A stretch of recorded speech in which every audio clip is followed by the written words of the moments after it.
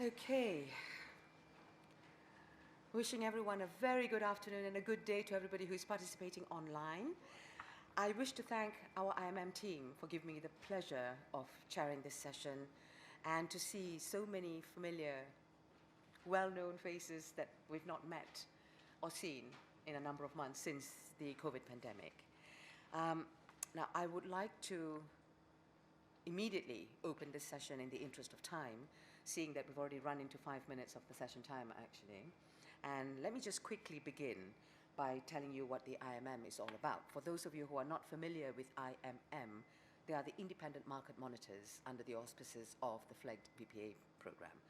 I will not say too much on this because all the details will be in Ms. Sarah Stokes' presentation when she speaks second this afternoon.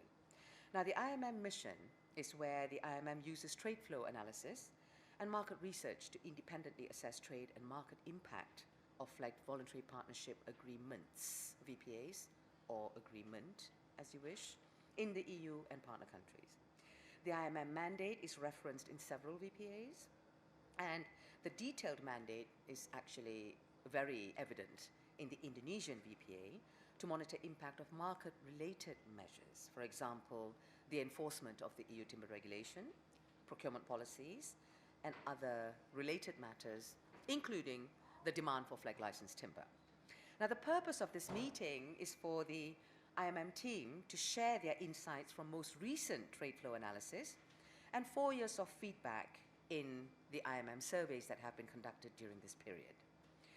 It is also to gather feedback from participants, meaning all of you who are seated in this room, and all of you who are also participating online, on IMM work and their perceptions of the impact the VPA process has had and the impact on flag licensing. Now, we have a lineup of 3 distinguished and very interesting speakers this afternoon, the first of which is Mr. Rupert Oliver, whom I'm sure all of you are familiar with. Rupert will talk about timber trade trends and COVID and flagged market impacts. The second speaker for this afternoon is Ms. Sarah Stork, and she will talk about key insights and recommendations from 4 years of IMM surveys and special studies that were conducted during that time. The third presentation is, of course, from Mr. George White, who will be presenting the results from a yet unpublished IMM study on the paper trade between Indonesia and the EU. Without further ado, Rupert, may I give you the floor?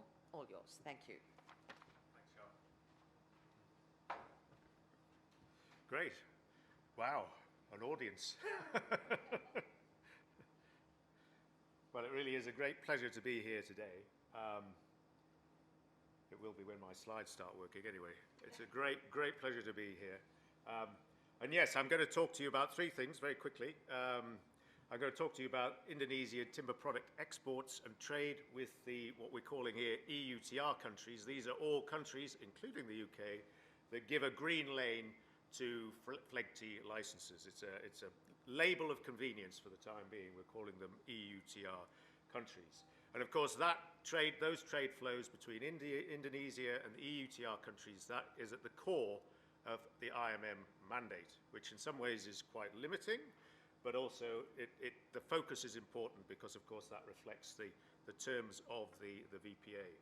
I will be talking after that a little bit more broadly about where the FLEGT voluntary partnership agreement countries, where they stand in global trade. And as I do that, I'll provide a little bit of a comment on some of the impacts of COVID, for example. And on the basis of those 2 sets of analyses, I want to comment on some of the policy implications. Of course, a very interesting time for FLEGT policy measures. We need to take time to reflect on where we've got to and perhaps what that might mean moving forward. But okay, I just want to talk briefly about one of the key issues here with Indonesia, because often if you talk to policymakers, they don't seem sometimes to understand that actually just by giving a license to a timber product, it's going to transform the market. Of course, markets simply don't work like that. There's a whole load of other factors which get in the way, that obscure some of the market impacts, that obscure the market benefits, And one of the things we have to be aware of, this is simply in some ways an example of the sort of factors that get in the way of simple analysis, is the change in wood supply in Indonesia. And there has, of course, been a completely profound change in Indonesian wood supply. So the products coming out of Indonesia now are very different from the products that were coming out only sort of 10 years ago. And that's because the supply base has changed quite radically. This slide emphasizes how the amount of volume coming out of natural forest concessions, the amount of volume coming out of conversion of natural forests, the latter has reduced. Natural forest concession timber has remained pretty level from Indonesia in the last 10 years or so, but there's been this massive expansion in production of plantation timbers, and a lot of that is now going into the pulp and paper industry. So a big change in the product mix coming out of Indonesia in the last decade or so. If we focus in on Indonesian timber product exports more recently, just looking at the last 6 years or so, with a forecast for this year, one of the things that is immediately apparent actually is that overall, despite the pandemic, the trends are actually quite positive for Indonesian exports overall. This is exports to all parts of the world. Exports have declined, well, they declined a little bit in 2020. And in fact, the decline in 2020 was rather less than the decline the previous year in 2019, when there was an even bigger decline in trade, driven by the trade disputes that were ongoing at that time, a lot of uncertainty in the Chinese market, a lot of challenges in the paper industry, paper sector at that time. So there was a little bit of a decline in 2019, a smaller decline in 2020, and this year exports from Indonesia have actually rebounded quite strongly. And that rebound has been particularly strong in wood products, HS44 wood products, in that particular chapter of the harmonized system of codes, and also a big rebound in exports of wood furniture from Indonesia to global markets this year. This shows the profile of Indonesian timber exports according to the markets, the destination markets, and according to whether those markets are regulating in the sense of implementing requirements for due diligence with respect to the legality of wood products. And if you look at this, the breakdown is quite simple, really. Overall, all exports of Indonesia, now something like 50% of all exports of timber products from Indonesia go to markets where there is some sort of regulation. The EUTR countries themselves are relatively less important in some ways, because they only account for something like 7 or 8% now of the total value of timber products exports from Indonesia. But they're more important. EUTR countries are relatively more important when we're dealing with wood furniture and secondary processed wood products. Pulp, nearly all of that goes to China, and no pulp from Indonesia comes into the EUTR countries. And paper, it's a relatively small amount too. But for wood furniture, secondary processed wood products, the EUTR countries are relatively more important.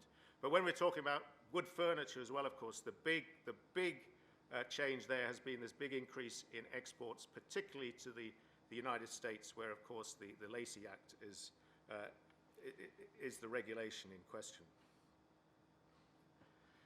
Now, this is just moving on to focus in on Indonesian exports specifically to the EU market over the last nearly 20 years or so. And what immediately strikes you is when licensing was introduced back in November 2016, at that point, when the licensing was actually introduced, we were at a historic low with regard to imports from Indonesia into that market. There were numerous factors constraining growth in trade with Indonesia in 2015, 2016. Currency, I think the British pound, for example, was at the lowest level it had ever been against the United States dollar at that particular point when the law came in. There was relatively weak construction growth in the EUTR countries, a lot of competition, huge amounts of competition actually, just emerging with Russian birch plywood, for example, where the Russian ruble, the currency there, had weakened considerably against the euro and against the GB pound just at that time. Huge amounts of this stuff available, coming in at relatively cheap prices, just when Russia also was restraining log exports. So they were trying to get more value-added product like plywood into the EU market at that time. Lots of substitution trends, fashion trends, strong demand for Indonesian products elsewhere in China. So a whole host of reasons why Indonesian products were not expanding market share in the EU market at that time. And actually, many of these constraining factors, they still exist, and they're, of course, completely unaffected by licensing. So a lot of big competitiveness issues with regard to Indonesian products in the EU market. Having said that, when licensing occurred, there was certainly an encouraging rise in trade between 2017 and 2019 in Indonesian products. Licensing, the extent to which licensing was contributing to that is still an open question, but there was a particularly significant increase in the UK and the Netherlands in those years. Big drop, of course, last year with the pandemic, particularly large drop actually in imports into the EU from Indonesia into the UK, particularly large drop. You can see that on that chart, the brown area, the second slice up, particularly large drop there is very evident. And this year it does look like there'll be a 10% rebound in Indonesian product imports into the UK and the EU countries this year. This is showing the data from the perspective of market share. What you can see is right at the bottom, you've got Indonesia's share of the overall EUTR imports over the last 16 years. You can see it's been pretty level, actually, been pretty flat. And that's because the growth in imports from Indonesia, it coincided with an even bigger increase from other countries for the reasons that I've already explained. There was a notably large increase in Russia. Indonesian plywood products, incidentally, do compete very directly with Russian birch plywood products. There was also a big increase in imports from Turkey, a lot of wood furniture products, to some extent competing directly with Indonesian products. Belarus and Ukraine, again, to a certain extent, a bit of competition in the plywood sector, but these were where the particularly large increases in EUTR country imports were happening over that period. So Indonesia's share was flat. China's share was quite interesting. They lost ground in the EUTR countries between 2016 and 2017, but they did regain it again between 2018 and 2020. This chart here is showing, again, it's emphasizing and looking at the share of Indonesian products in imports, all imports into EUTR countries from LMI countries. These are lower and middle income countries, which are probably the most direct competitors with Indonesian product groups in the EUTR market. And what you can see here, our conclusion really is that there's no real strong signal of significant market benefit due to FLEGT licensing. There are a few noticeable gains in share in a few niche markets. Certain paper types, uncoated paper for writing and printing in large rolls, sanitary papers, cigarette paper into a few countries. In fact, one of them is the UK. Another country where there seems unusually, and it's difficult to explain, has been this increase in share in Greece in some of these markets. Doors, wooden doors in the UK, we are importing more. The UK is importing more wooden doors from Indonesia and has been in recent years. And then there's this very strange trend, the green line there, a very large increase in Indonesia's share of the supply of non-upholstered, probably garden wood seating, which is destined particularly for Germany, UK, and Belgium. It's interesting, partly because actually this is one product group which is not even covered by EUTR. So what is going there, it is a little unusual and quite difficult to explain in terms of FLEGT licensing. So that's Indonesia in the EUTR markets.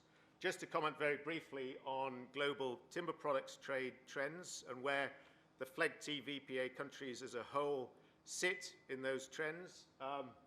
This shows total global trade in value terms of all timber products, in which I'm including in this paper and pulp products alongside wood furniture and all the products in HS, Chapter HS 44, excluding, actually, I am excluding two things. I'm excluding internal EU trade within the single market, and also excluding energy wood, because that sort of lies outside the scope of the FLEGT VPA policy processes. But what you can see again, global trade in those timber products was rising until 2018 to about 300 billion US dollars, and then it came off. A lot of loss of trade in 2019 before the pandemic, particularly due to the trade dispute between China and the US, and US and Canada, incidentally. That was another reason for that particular decline in trade in 2019. And then in 2020, there was a downturn of about 10% of overall global trade due to the COVID pandemic. But at the bottom there, you can see where the VPA partner countries sit in relation to total global trade.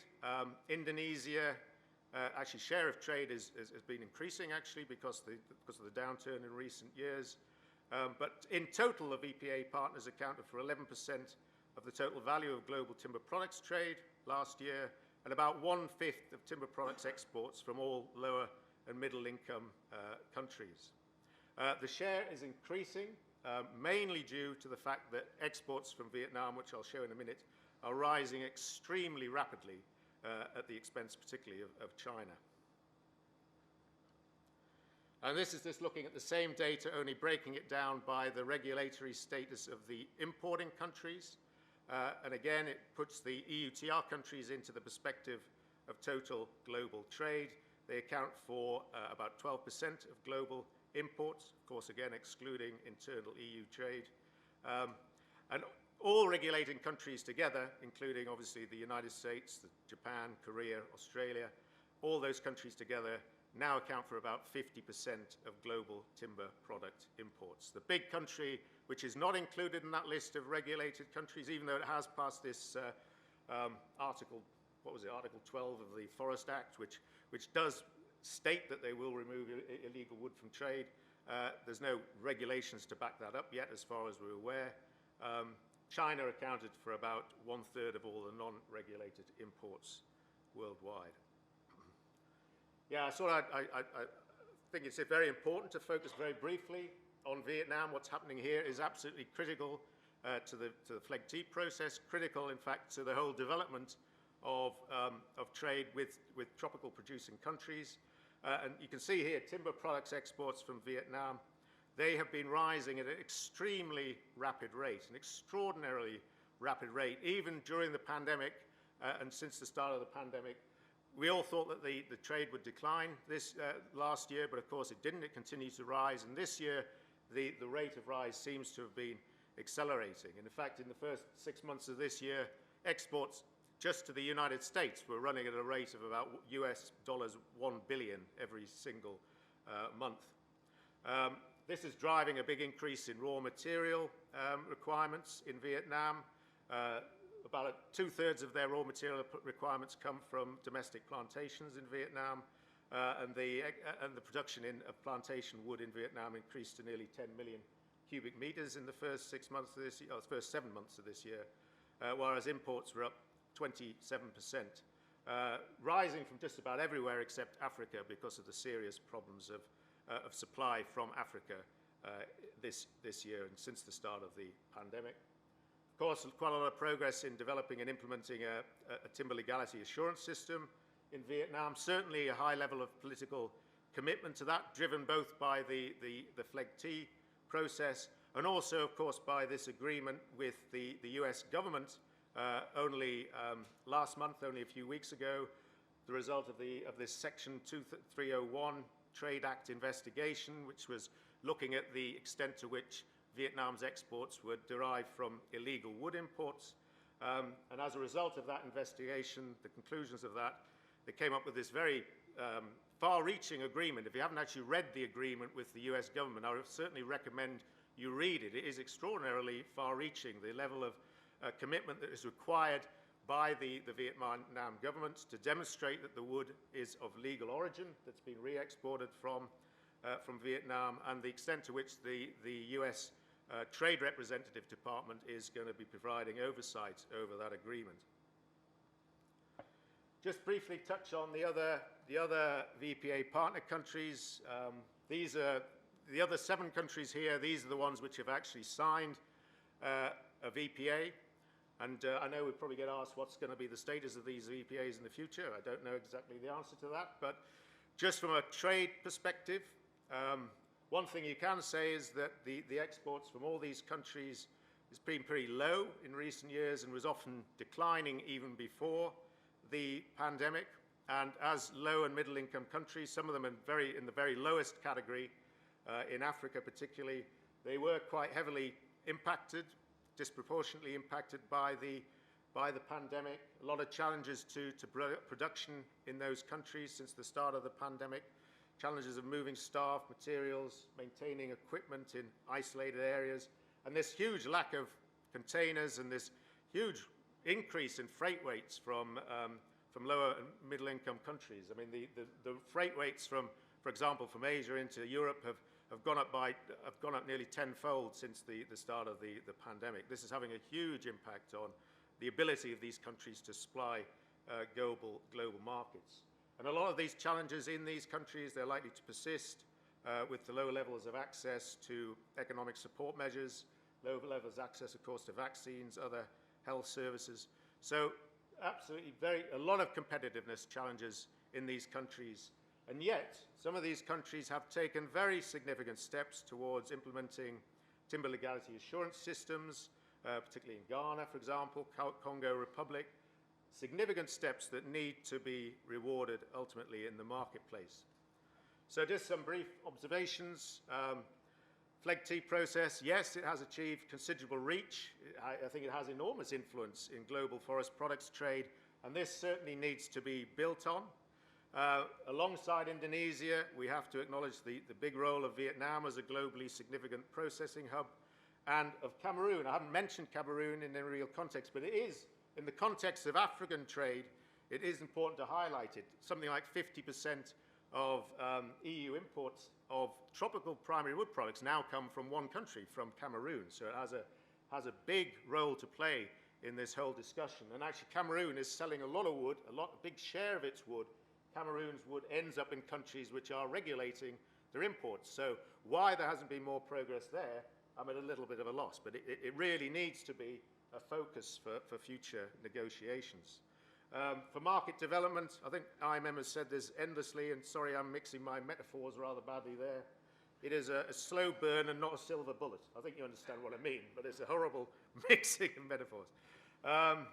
Efforts to further develop TLAS, they must be responsive to significant competitiveness challenges in the timber industries in VPA partner countries. It is challenging to implement these systems, really challenging, even when you've got a rich country which has got a lot of investment in the timber industry. A lot of these countries simply don't have that. The infrastructure is really poor.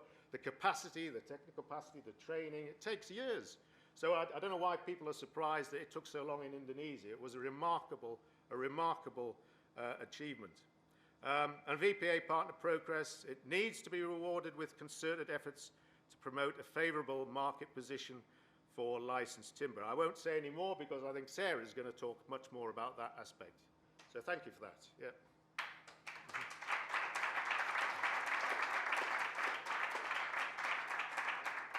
I'll hand over straight to you then, Sarah. Yeah.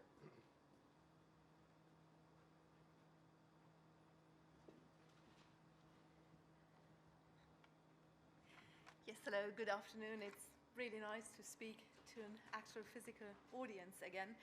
I'm going to be very brief with that chart because Sham has said a lot about this already.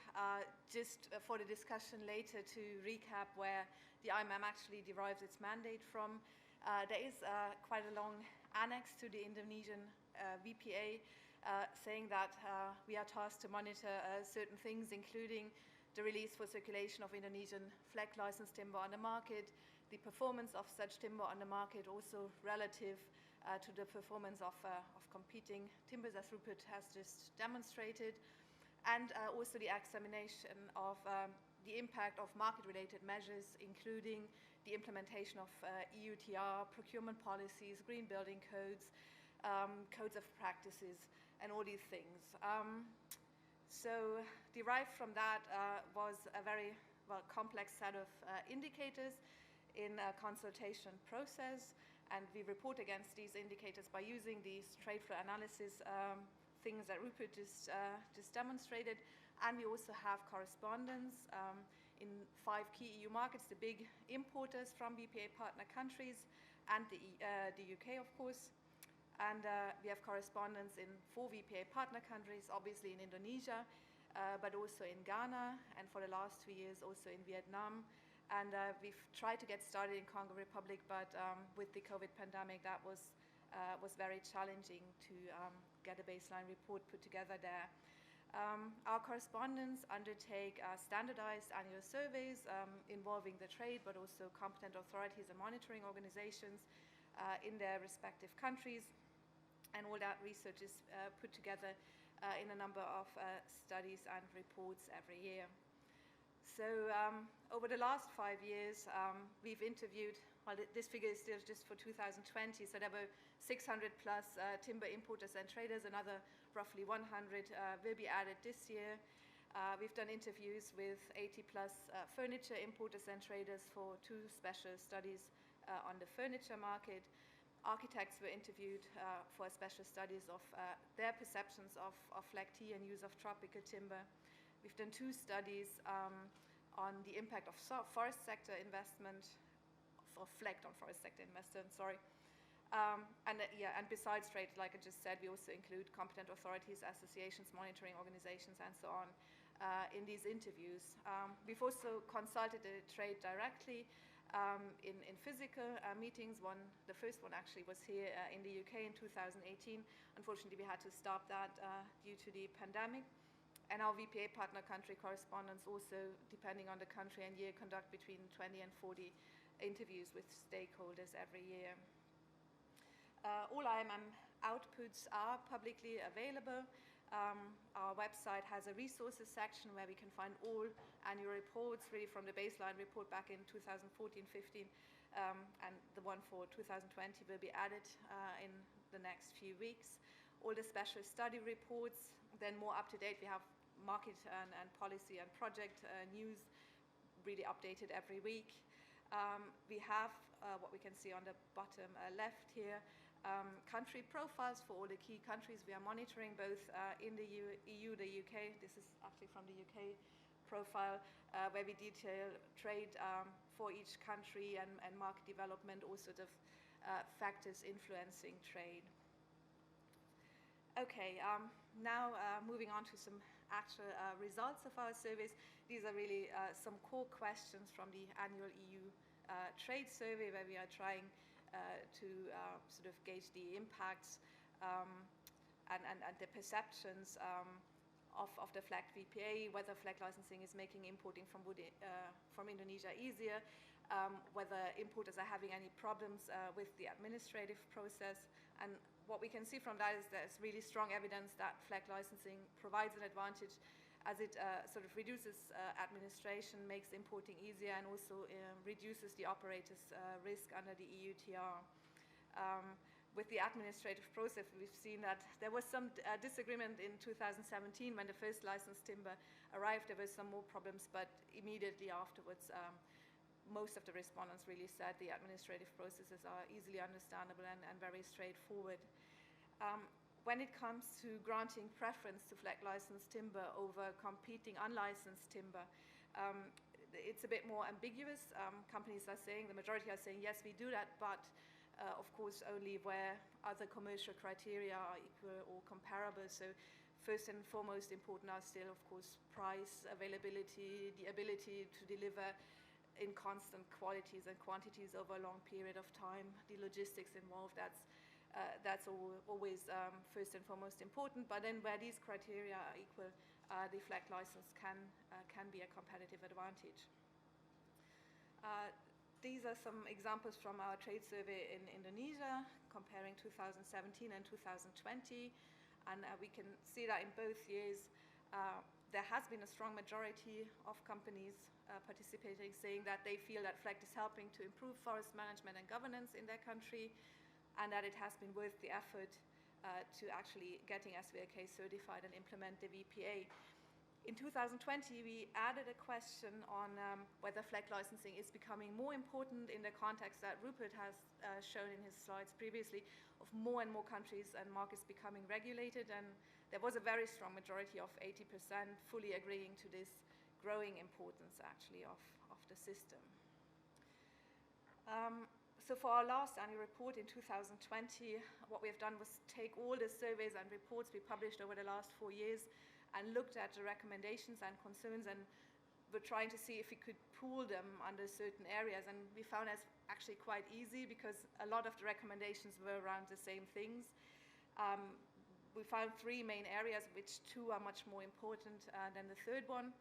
The first one was the consistent and effective enforcement of the EU timber regulation to, of course, create that immediate green lane advantage for FLEGT licensed timber, to create a level playing field not only at national but also at EU level, to address environmental prejudice against tropical timber, seeing as all VPA partner countries are still located in the tropical areas, and of course also to prevent illegal timber from entering the market.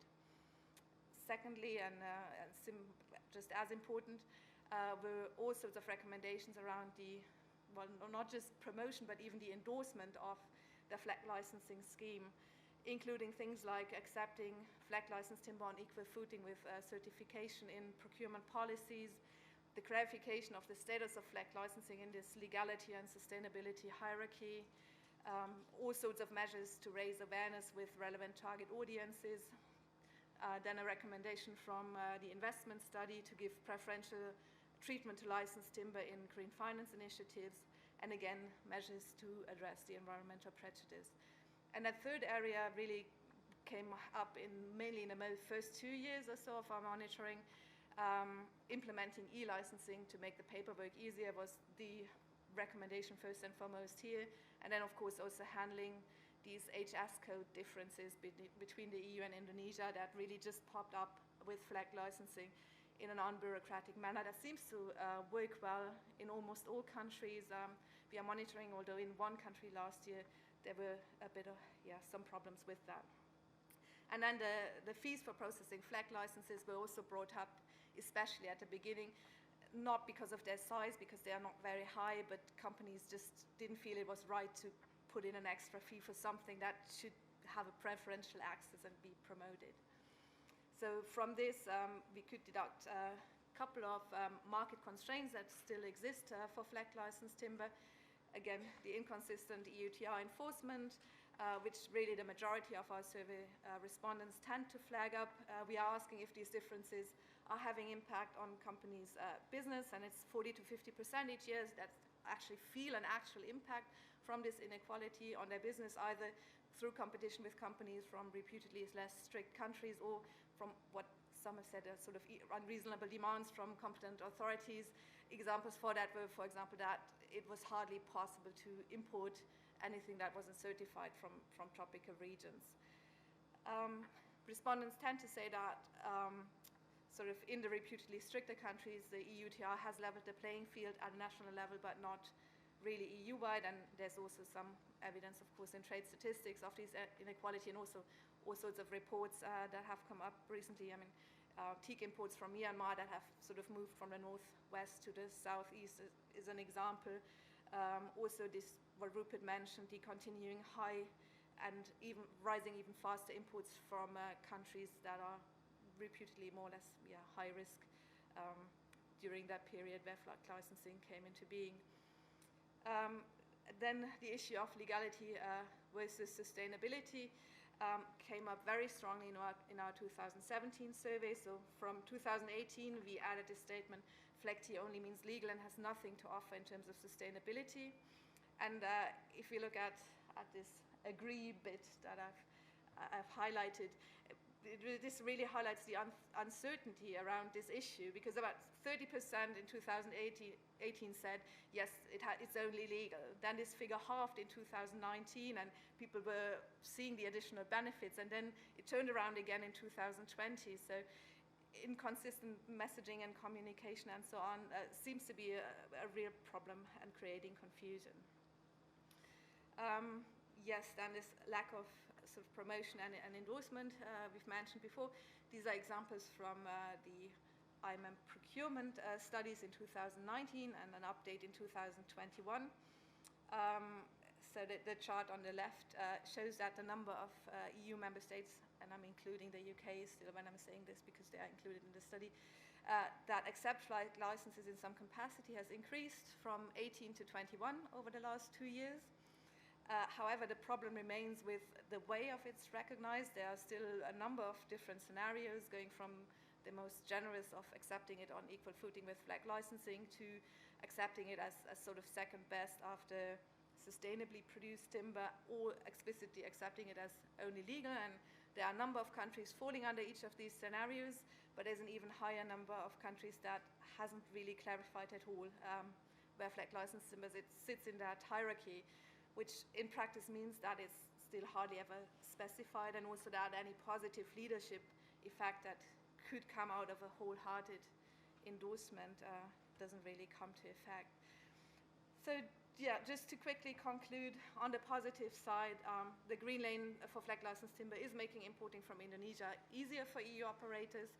Operators value the zero-risk status of licensed timber. Then Rupert said that earlier, IMM has not identified any significant growth in timber trade between the EU and Indonesia that could be directly attributed to flag licensing, but it may have contributed to stabilizing Indonesia's market share in a difficult and competitive environment. The Indonesian private sector seems to consider flag to improve forest management and governance, and also sees an increasing role for SVLK and flag licensing at a global level due to the growing number of important regulated markets. On the negative side, lack of endorsement and inconsistent messaging and promotion has created some confusion about the value of flag licensing, may have affected market development. Same is true for inconsistencies in EUTR enforcement, and on also flag licensing being limited to just one country for quite a long time now, and thus being limited to the products this country provides has also affected market development. For example, the uptake also in private sector procurement policies and also the building codes, eco-labels, and whatever, in the general relevance to buyers, as it's just limited to this one country. And yes, I'll leave it here and hand over to George.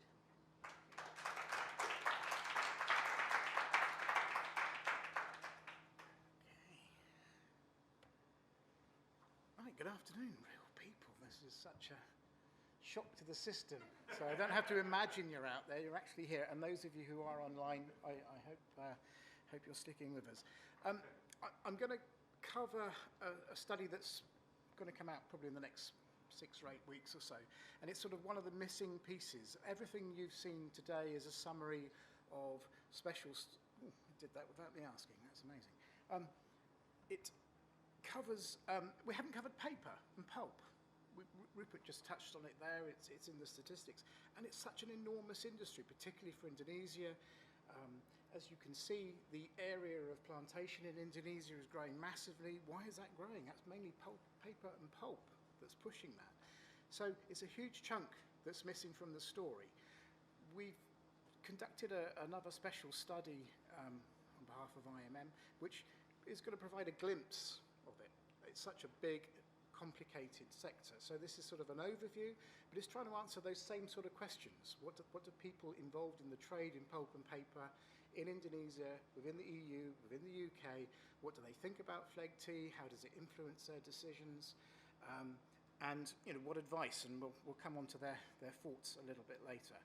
So just looking in terms of consumption, this is an enormous industry. 71 million tonnes of paper consumed in the EU and the UK combined. You can see that the bulk of that is in packaging materials of different types, in tissue products, and graphic and printing papers. So that's the bulk of it. So Europe, the EU as a whole is a huge market for paper products. And if we look at pulp, around about 30% or so of the global trade in pulp is coming to the EU.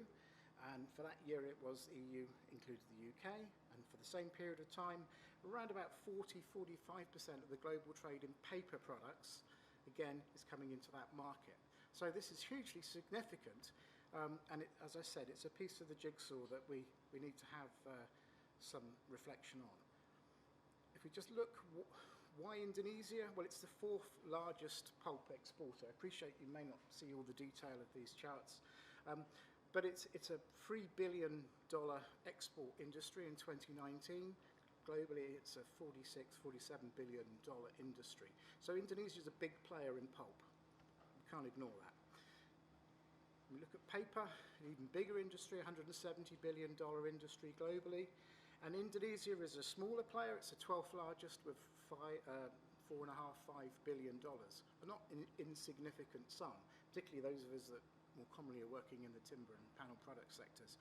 These are quite scary large numbers. If we look where Indonesia's pulp is going, I think it's fairly obvious. China kind of dominates and is going to ever more dominate perhaps that. And you can see that there is almost zero trade for pulp in the EU.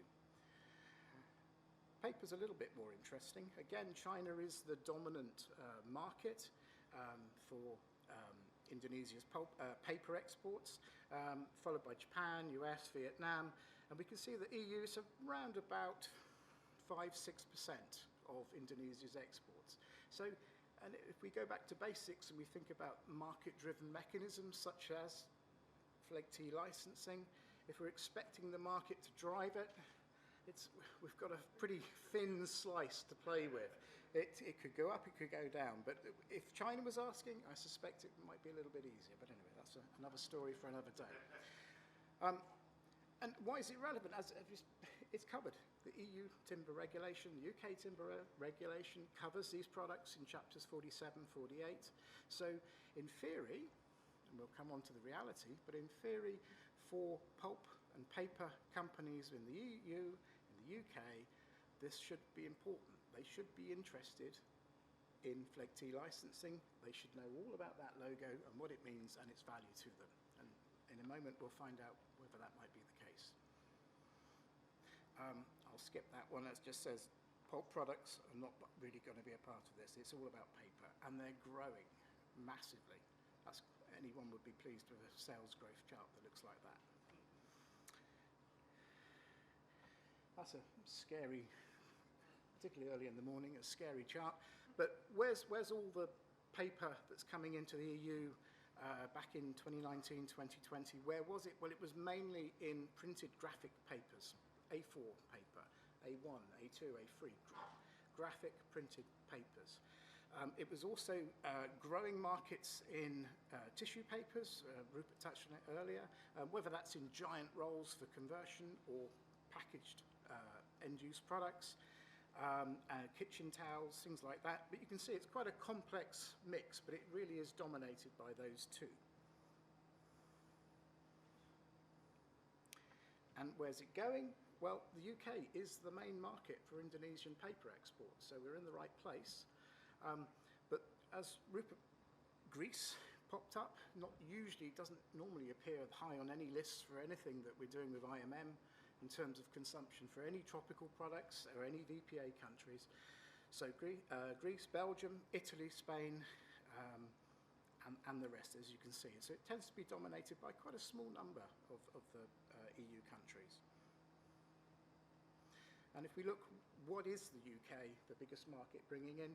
Well, it's mainly bathroom tissue, toilet tissue, A4, A3, A2, and A1, and larger sheets of paper. So it's graphic printing papers, coated and uncoated, and that tends to dominate it. And by the looks of that chart, it looks like it will continue to dominate it for some time. Now, in other studies, special studies we've done with IMM, we've looked at purchasing policies, and Sarah gave you a summary of of the views of some of the major buyers across a range of different sectors, different countries. And what we've done here very quickly is look at 16 of the largest pulp and paper companies in the world.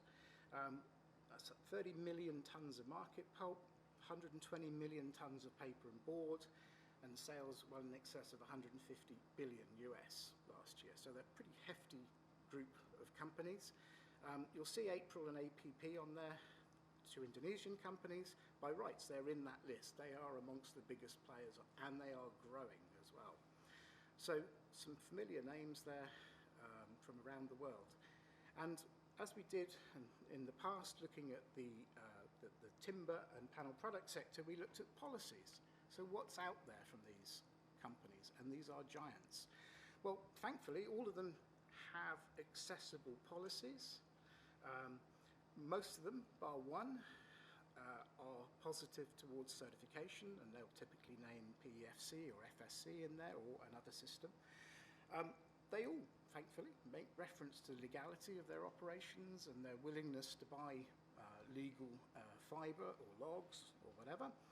But when it comes to the things that we're particularly interested in, do they talk about Fleg T licensing in their policies? Well, only two. And I don't think we need to guess which two might include that. They're two Indonesian companies, so they believe in it, they put it in their policies. The other 14 of the world's largest pulp and paper companies make no reference to Fleg T licensing. I find that slightly odd, but they don't. As far as I'm aware, if you know different, please tell me. I'd love to know where you found the information. And secondly, EUTR. You would think that would be relevant to most of those companies, looking maybe not the ones only operating in Asia, but most of those companies are fairly globalized now, and they don't make much reference to EUTR or UKTR, which again I find slightly perplexing. And that may be part of the answers to the questions that will come up a little bit later around some of these views that came from the interviews. So for this report, firstly, point to note, we found it really hard to find people in the pulp and paper industry in the EU who wanted to talk about the EUTR in this way and wanted to talk about Fleg T licensing. And that immediately puts a red flag up for me, because they don't want to talk about it. Usually means they've either got not interested or really have got something to hide. I suspect they're just not interested. And when we see these views in a minute, that's slightly alarming, given this is a multi-billion-dollar market across the EU. So we spoke to 6 companies in Italy, 2 in the Netherlands, 4 in the UK. They're mainly trading in some packaging papers, graphic printing and writing papers. And as you can see there, a reasonable number either had traded with Indonesia in the past and had lots of things to say about why they don't trade with Indonesia now, and others are still trading and quite happy to talk about why they're still trading with Indonesia. And we've just come on to a selection of their views. Really small sample, statistically totally irrelevant and unimportant, so you can switch off if you want to know that this is a really good sample, because it isn't, because they wouldn't talk. We couldn't get the interviews, and it wasn't just about COVID, just not interested. So, the views from Italy, again, small sample. We stopped buying because they couldn't give us the right sustainability certificates. The credibility in terms of sustainability from Indonesia is too low. Scandals was another one. And I think what they were alluding to was illegal logging. Now, whether that was in the pulp and paper sector is another thing, but they just associated Indonesia with that problem. We don't go there. UK views, as ever, they had more to say, which is great when you're collecting stuff like this. And I think there was a consensus that the commercial appeal of products from Indonesia was good. Good price, good availability, good quality. They've got the product we want, and we can buy from anywhere. But there were certain views that Indonesia has its poor record on illegal logging, on deforestation, puts it, Fleg T doesn't balance out, basically. It doesn't recover the ground that's been lost. Here's a quote: Fleg T licenses may exempt Indonesian producers from the illegality risk and the due diligence requirements. but we still need convincing on the sustainability and the wider environmental credentials. And the only way that we're satisfied at the moment is FSC, PEFC, etc.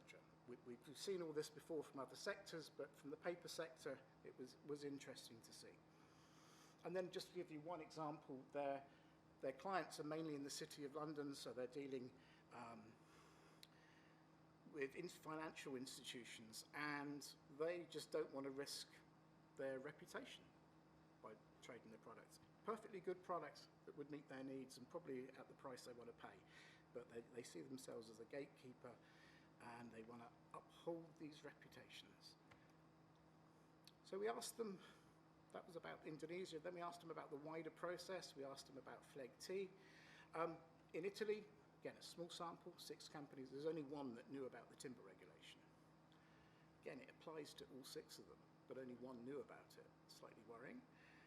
Netherlands, there was only 2, but only one of them had actually heard of the EUTR and fleg tea. I think the UK was more informed. Again, slightly bigger sample, and more informed, but not perhaps well informed. And one of these companies was a really large trader, major paper trading company. And there's a great quote, there's 500 people we employ, and I'm the only one who knows about fleg tea in any depth. You could fit the number of people who really get it in the UK paper sector in a small conference room. It really isn't on our industry's radar. They've probably just done my speech for me, haven't they? So what they did say, those that do get it in that small sample, really got to sell the benefits of licensing. What does it actually mean? What's its value? And it can't just be about legality, because that's boring and we need more than that. I'm paraphrasing, he didn't say that, but that's probably what he meant. So what do we recommend? I'll put the 3 recommendations up. They're fairly familiar for IMM reports. Once again, we were hoping the paper sector would come up with something radically different. They didn't. I think that the paper sector paper is a communications material. That's one of its main functions, and yet we've got this sector that is everywhere, that is enormous, that is well resourced, with a commodity that we all use in our everyday life every day, and it's largely immune to the effects of the timber regulation and of the value of fleg tea licensing. So there's a missed opportunity there. Operators need to understand the value of this and how it helps them with respect to compliance. And then there's a real, I think a real dilly, the last one.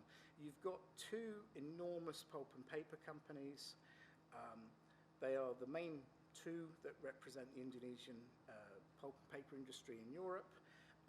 Unfortunately, they have a 25-year legacy of negative publicity. And as much as they try, genuinely or not, I'll let you judge what you think, they could be a force for good. They are the vehicle by which Indonesia could put itself even more on the map in terms of fleg tea, SVLK, and everything else that goes with it. But they're the 2 companies that really could help them get out there in the market are the 2 that so many have campaigned against, including myself, so I have to admit some liability here.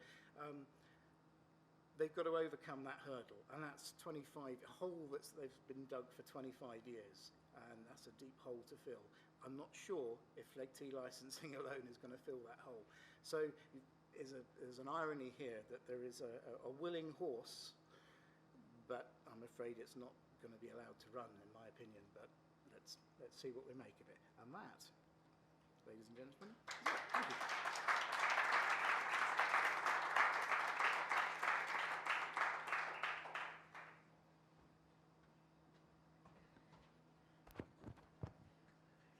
Thank you so much, Rupert, Sarah, and George.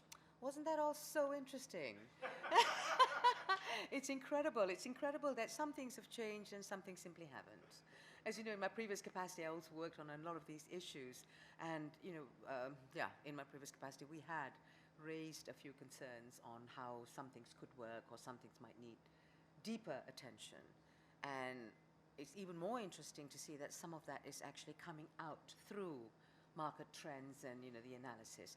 I'm so sorry, it was remiss of me to state earlier what the hell is ITTO doing here. As most of you will know, I now work with the International Tropical Timber Organization, and the IMM project is one that ITTO is managing with the support of EU funding. Hence, we have regular interaction with Rupert, Sarah, and George on all the different areas of work that they're involved in.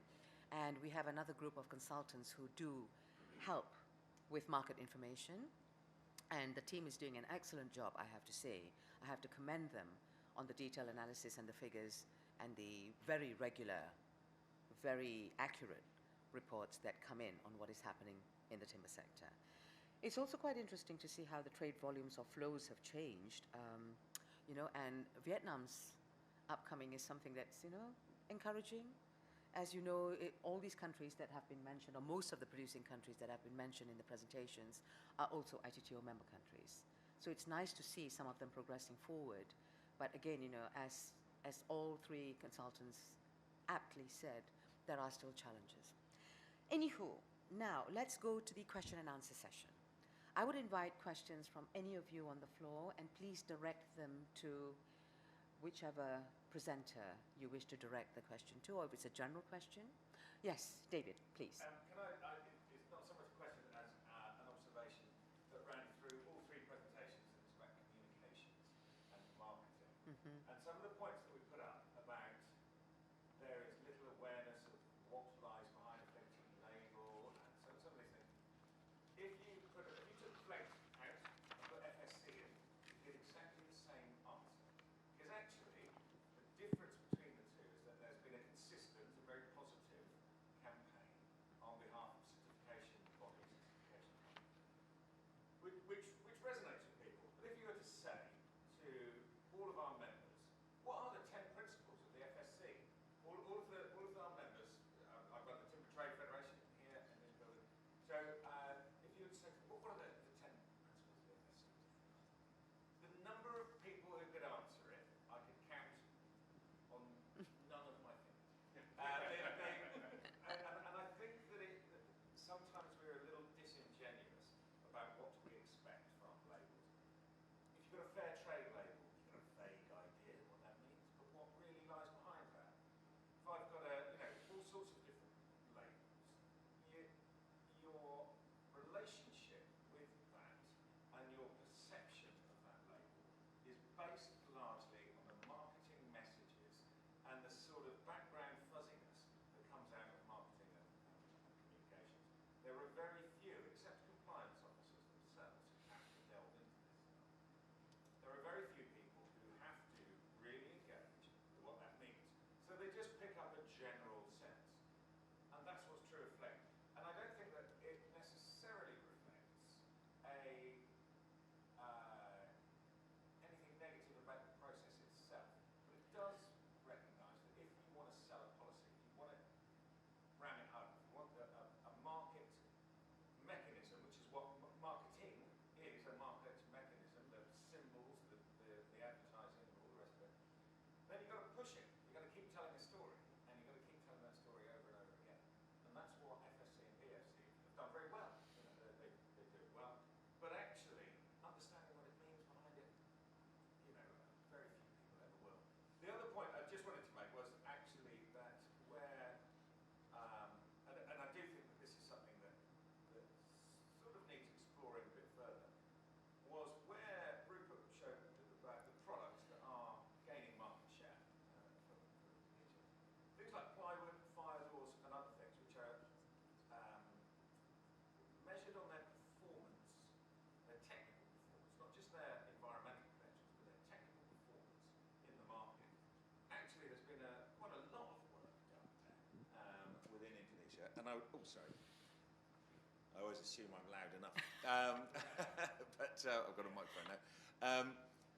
But I would like to see what the relationship is between getting a strong governance structure in place and then attracting the investment and sort of all of the other things to do with factory production control, auditing, and everything else, to make higher performance manufactured products in a country. And I think that that might be something worth investigating in the future, because it's always something that stands out to me with Indonesia. So that was it. Thank you for that, David. Thank you very much. You made some very important points there, actually. And you're right, the marketing and the messaging is always key.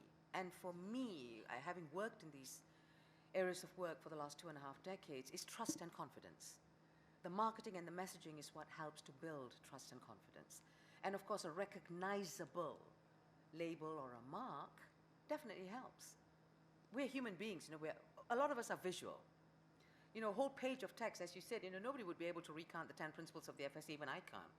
I'll be honest, But if it's a mark or a label, then people are more receptive, to visual recognition.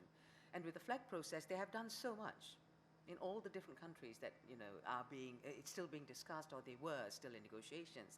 It has done a lot to improve governance on the ground. But of course, together with governance, there comes the enforcement. But that's another story altogether. Right. So, may I invite some other questions or observations from anyone in the room? And do we have any? Yes, please, sir. Please identify yourself. My name is Trinugroho. I'm from Indonesia. Hello, There's selamat a lot datang, of Pak. story about Indonesia. I would like to get that copy if it is possible.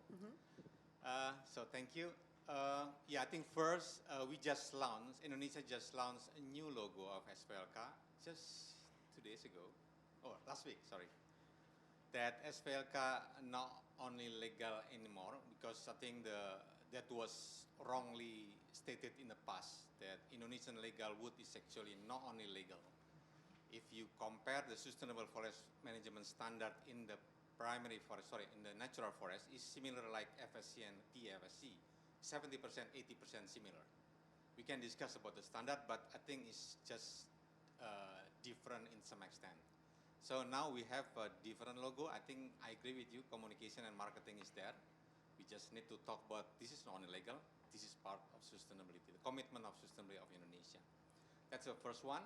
The second one, I just want to ask the role of EMM in the discourse of fitness check.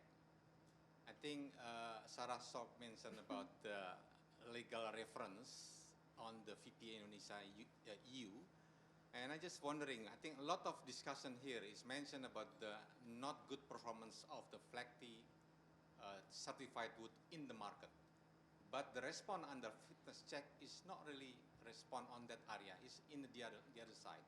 I just want to understand what is actually the role of EMM on the fitness checks. I have to stop for a while. Rupert or Sarah, would one of you like to take this one? Thank you. The role of IMM and fitness check is actually zero. we were not consulted at all on the. Oh, you were part of. Yeah. That's also, we have no official role, we were just part of the group interview, and actually it was more ITTO, I stood in for ITTO there. But they are not using your data. No, I don't know if they're using our, we have no official role. Yeah. That's the answer. Yeah, thank you for that. Actually, in terms of consultation with the ITTO on the EU fitness check as well, I can't say that there has been much, although we have had information from our trade advisory group, members of the trade advisory group, and also government members of both producers and consumers, that there is some discussion happening at the EU level on the EUTR fitness check.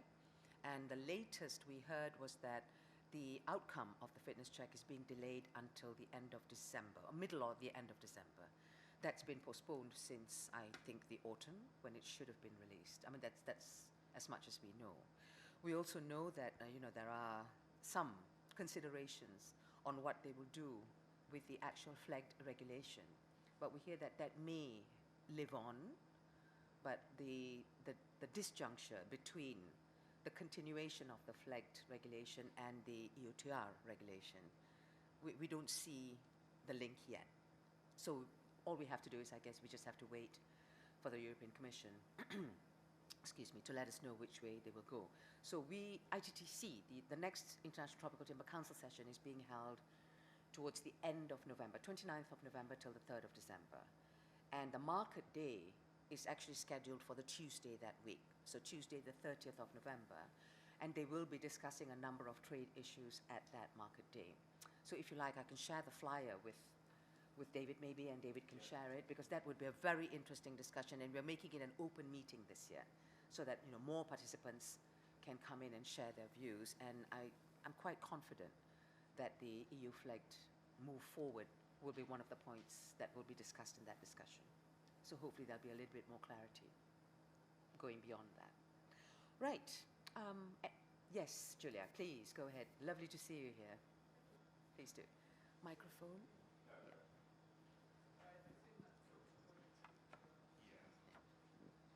Yeah, good afternoon, everybody. I'm Julia Faulkner from the UK Foreign, Commonwealth and Development Office.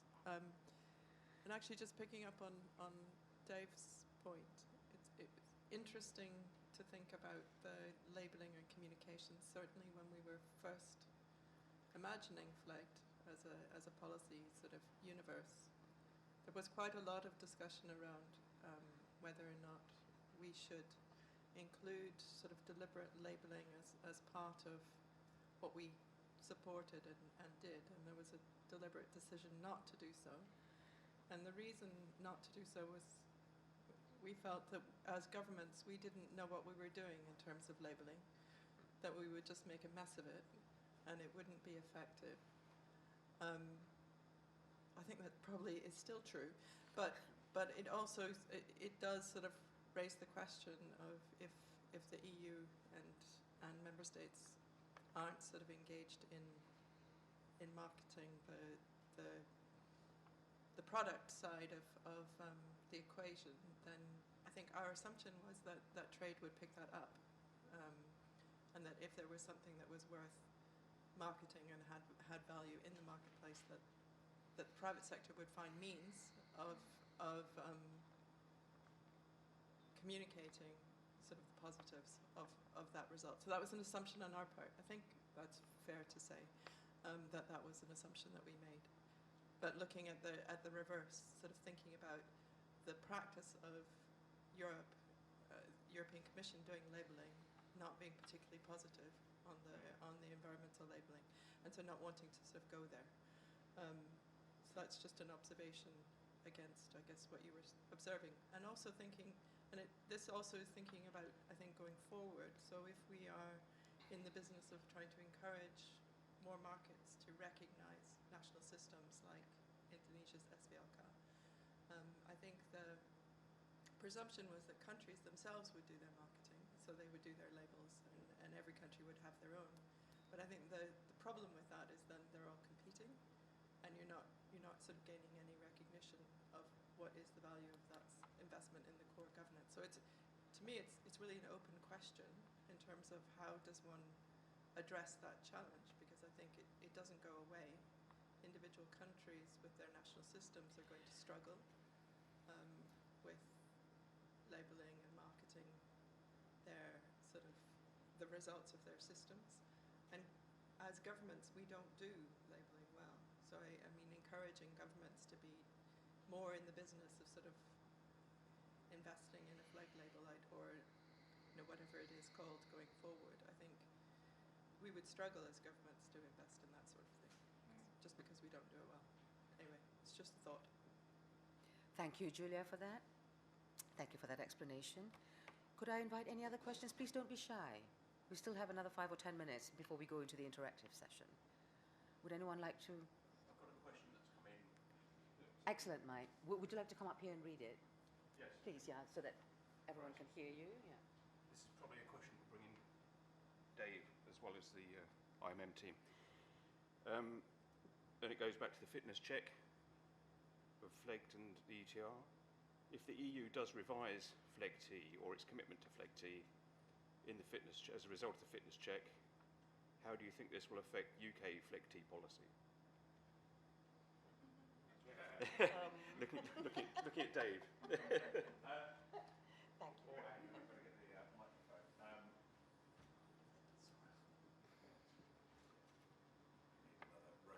Thank you. Thank you. I've no idea. After all that, I honestly don't know. Julia's probably a better place to answer this than me. The trade has to follow ultimately whatever regulatory framework is put in by government. At the moment, it is the policy to accept those and to recognise them and accept them to the FLEG licence. I honestly don't know what is going to come out from that fitness check in terms of the proposals that have been put forward. We've seen various leaks, we've seen some comments and heard some comments from the European Commission on this about forest partnerships and so on to encourage trade. But it's still a bit vague, actually, as to what happens with the current FLEG licence from Indonesia in terms of imports into Europe, and then the VPA processes which are still ongoing and how they will culminate. But as I understand it, the policy in the UK is to recognise and accept FLEG licences in exactly the same manner that we're doing now, unless I can be corrected.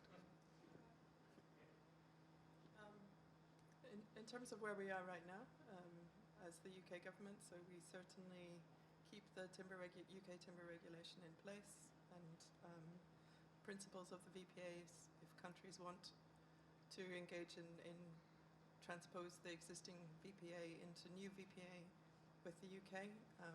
We've signalled to all of the VPA countries that we're prepared to do that.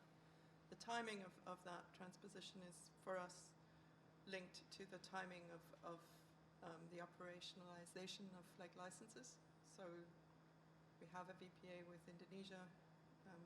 We're discussing a VPA with Ghana as they're getting close to licensing. So we would, it would be up to the country to decide whether they think there's value in continuing with that instrument.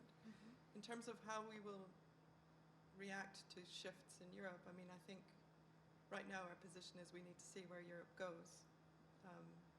I think it's going to be quite a long process before the EU actually has an agreement on what they want to do with this deforestation legislation, and certainly we're following it very closely, but I don't think we would start shifting UK policy until it's very clear what direction that would go in.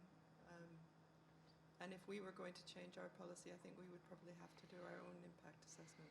There would be a whole legal process. I think if we felt, personally, this is not UK policy, my own opinion, if we found that we were being pushed in the same direction that the EU ends up in, it would be quite complicated for us from a legislative perspective, because our timber regulation and the regulations on other commodities have very different legal homes.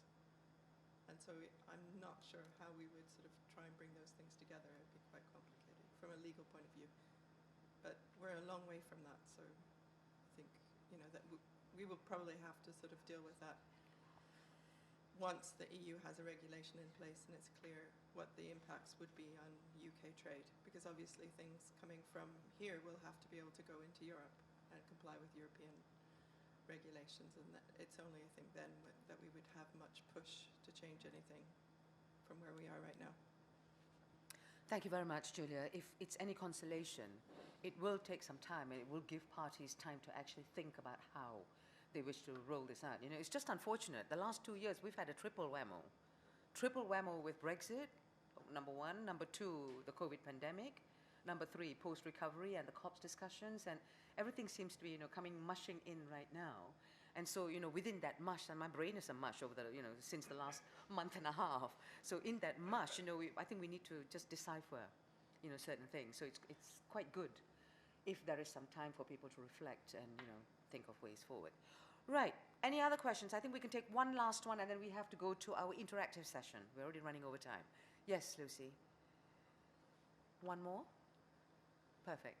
It was just one from the Slido, and it was more to Vietnam. This is going to be a quick one, I imagine. But if there was any points that you wanted to make from the slide that you showed earlier, could I throw that to you? Any points I would have made from the slide earlier? Well, quick. Wait, I thought you already made them. What's that? I thought you already made them. Yeah, I suppose I would just emphasize again, I mean, the big point, I think that slide said it all, actually. I don't want to go into detail, but the big point was the sheer size of the increase. I don't think I've ever seen a country's exports of wood products increase so rapidly as that. And it does show that actually a trade policy change can make a big difference, but not a FLEGT policy change. It's when you've got tariffs being imposed on trade between China and the US, that makes a big change. That's what really changes trade flows overnight.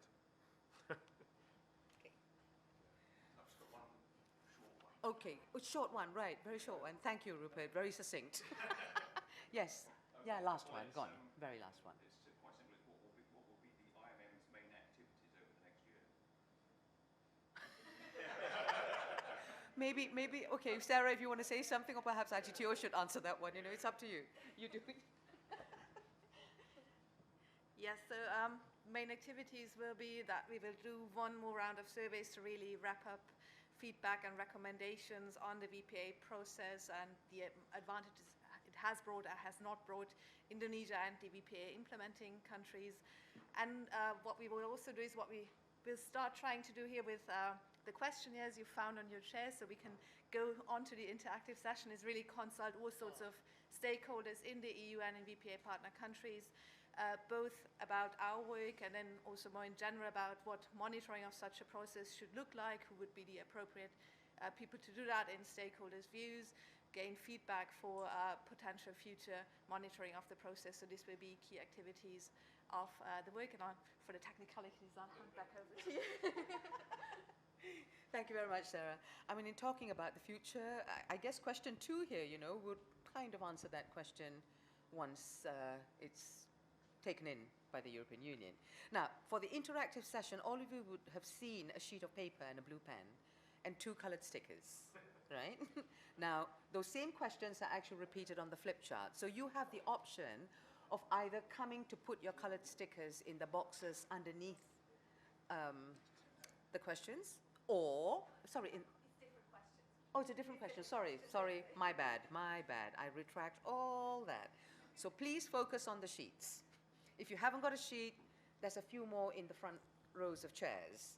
Now, what you need to do is you need to please fill out this questionnaire and use the 2 round stickers to indicate your opinion on the 2 flip charts. Now, question 1, in your opinion, after 5 years of flag licensing, has the green lane created a real market advantage for Indonesia? You need to rate with your stickers yes, no, or not sure. Okay? Huh? Sorry? That's the one over there. What? That's the question 1 here. Weird, right? Strange. Sorry, the questionnaire is just for feedback on IMM work, and these are for the questions to discuss here. So question 1 here, question 2 is over there. Yes, that's right. Yeah. So that's number 1. Are we done? Have you completed your question 1? No. Yeah? They Oh, have Sarah. to stand up and place the sticker here on the flip chart. Exactly. So they have to. That's what I was saying. They have to come and put the stickers here, right? But I don't know whether you would like to reveal what the answers are. You see, so that's the other thing. Okay. Yeah, I was just wondering. Oh, okay. Yeah, I was just wondering. If nobody wants to be seen to be saying no or not sure, then perhaps you can indicate on your form. Yeah. That's another option. I do realize that some people might feel a bit uncomfortable to be seen as to, physically what they're saying. So that's number 1 anyway, right? Are you done? You happy with your handling of question 1? Right, number 2 is...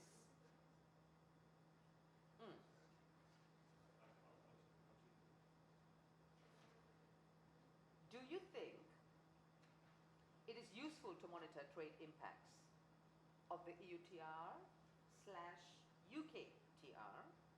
and flag licensing and of import regulation of other forest risk commodities once adopted? Here, it's basically yes or no. Do you think it's useful to have an IMM? That's a shorter question.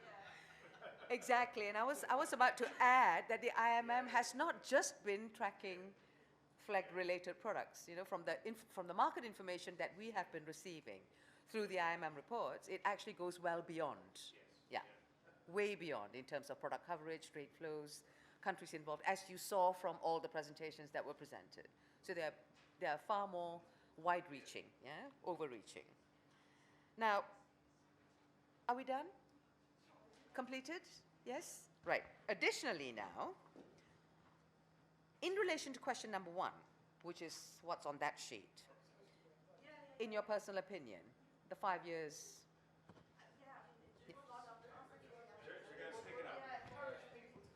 Yeah, we can do that, right? We can do that.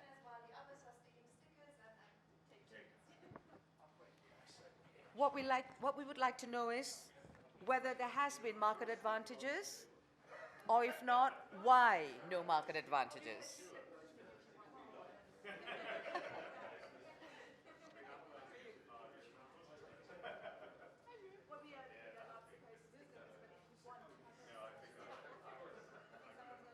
Okay, don't get too comfortable yet. You've still got a second one to do.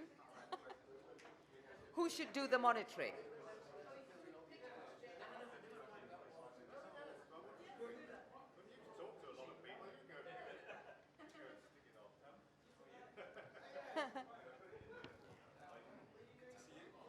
So in relation to question 2, who should do the monitoring?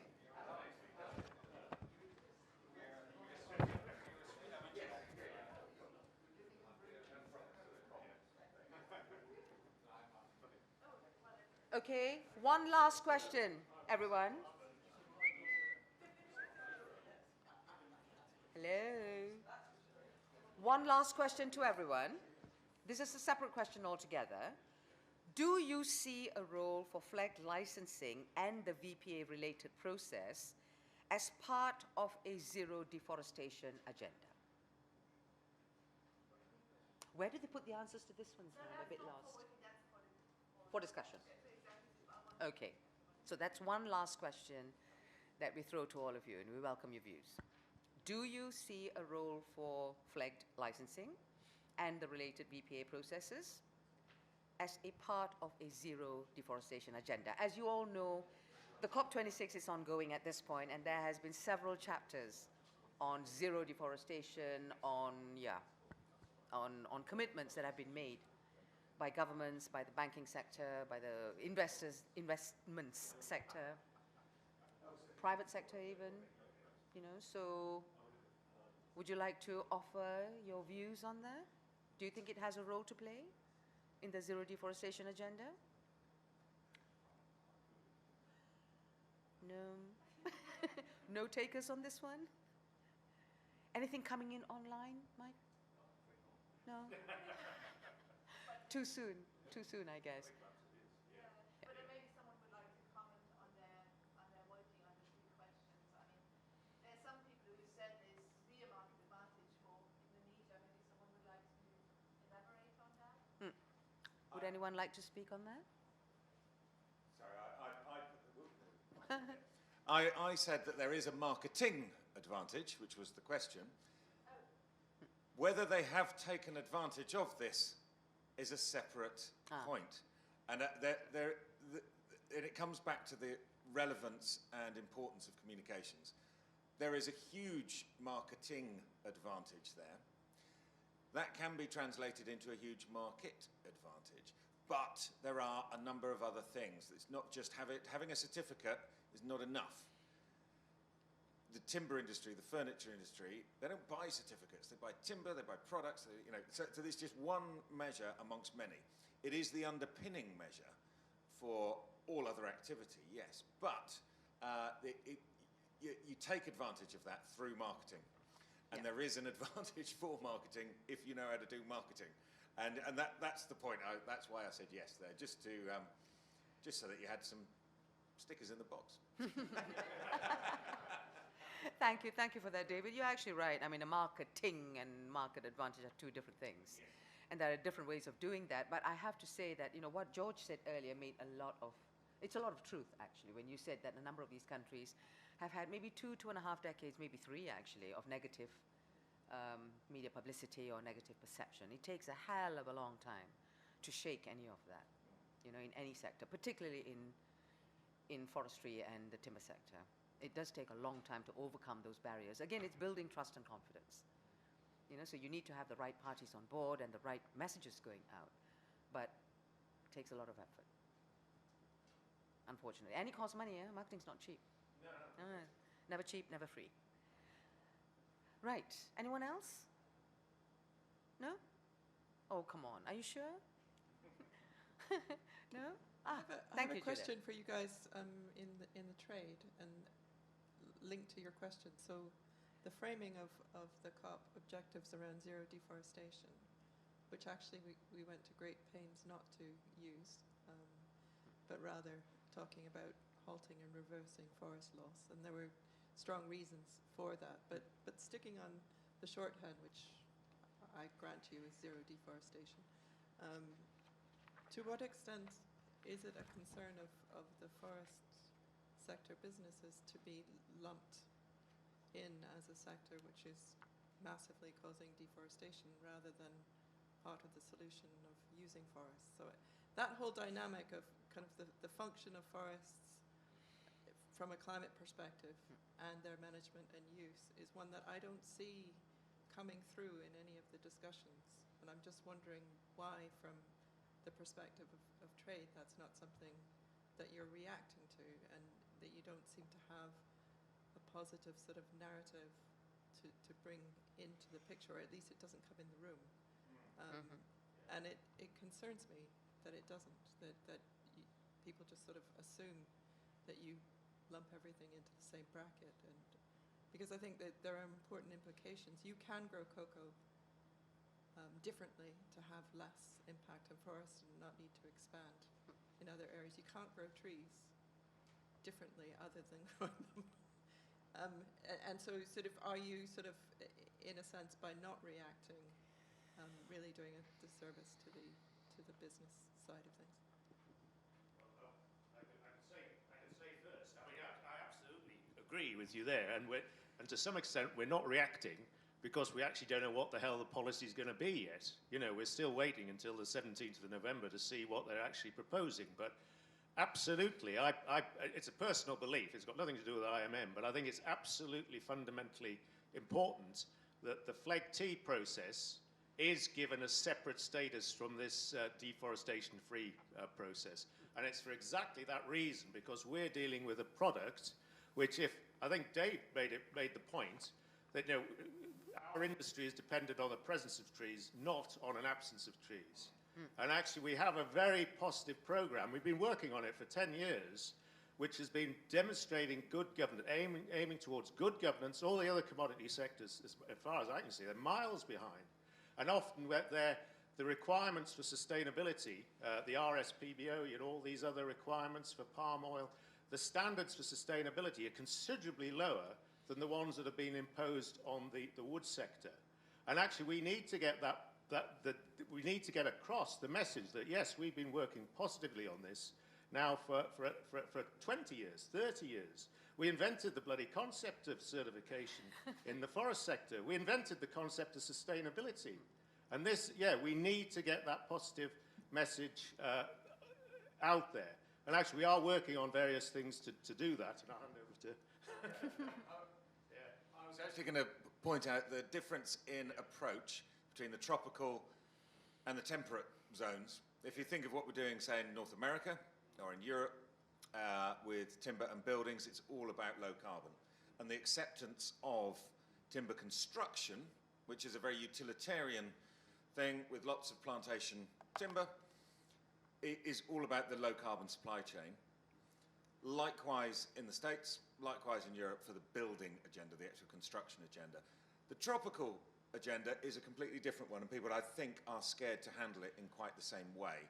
The communications on the European and North American largely derive from the forest associations, if you like, within those countries, and they have more confidence and they have more clout.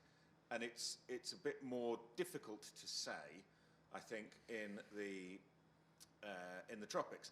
And that does, in my mind, come down to governance and the issues around things like FLEGT and EUTR and things like this, because There are quite strong governance rules in Europe, just by law anyway, for governing forests, and that they happen at a sort of a nation-state level.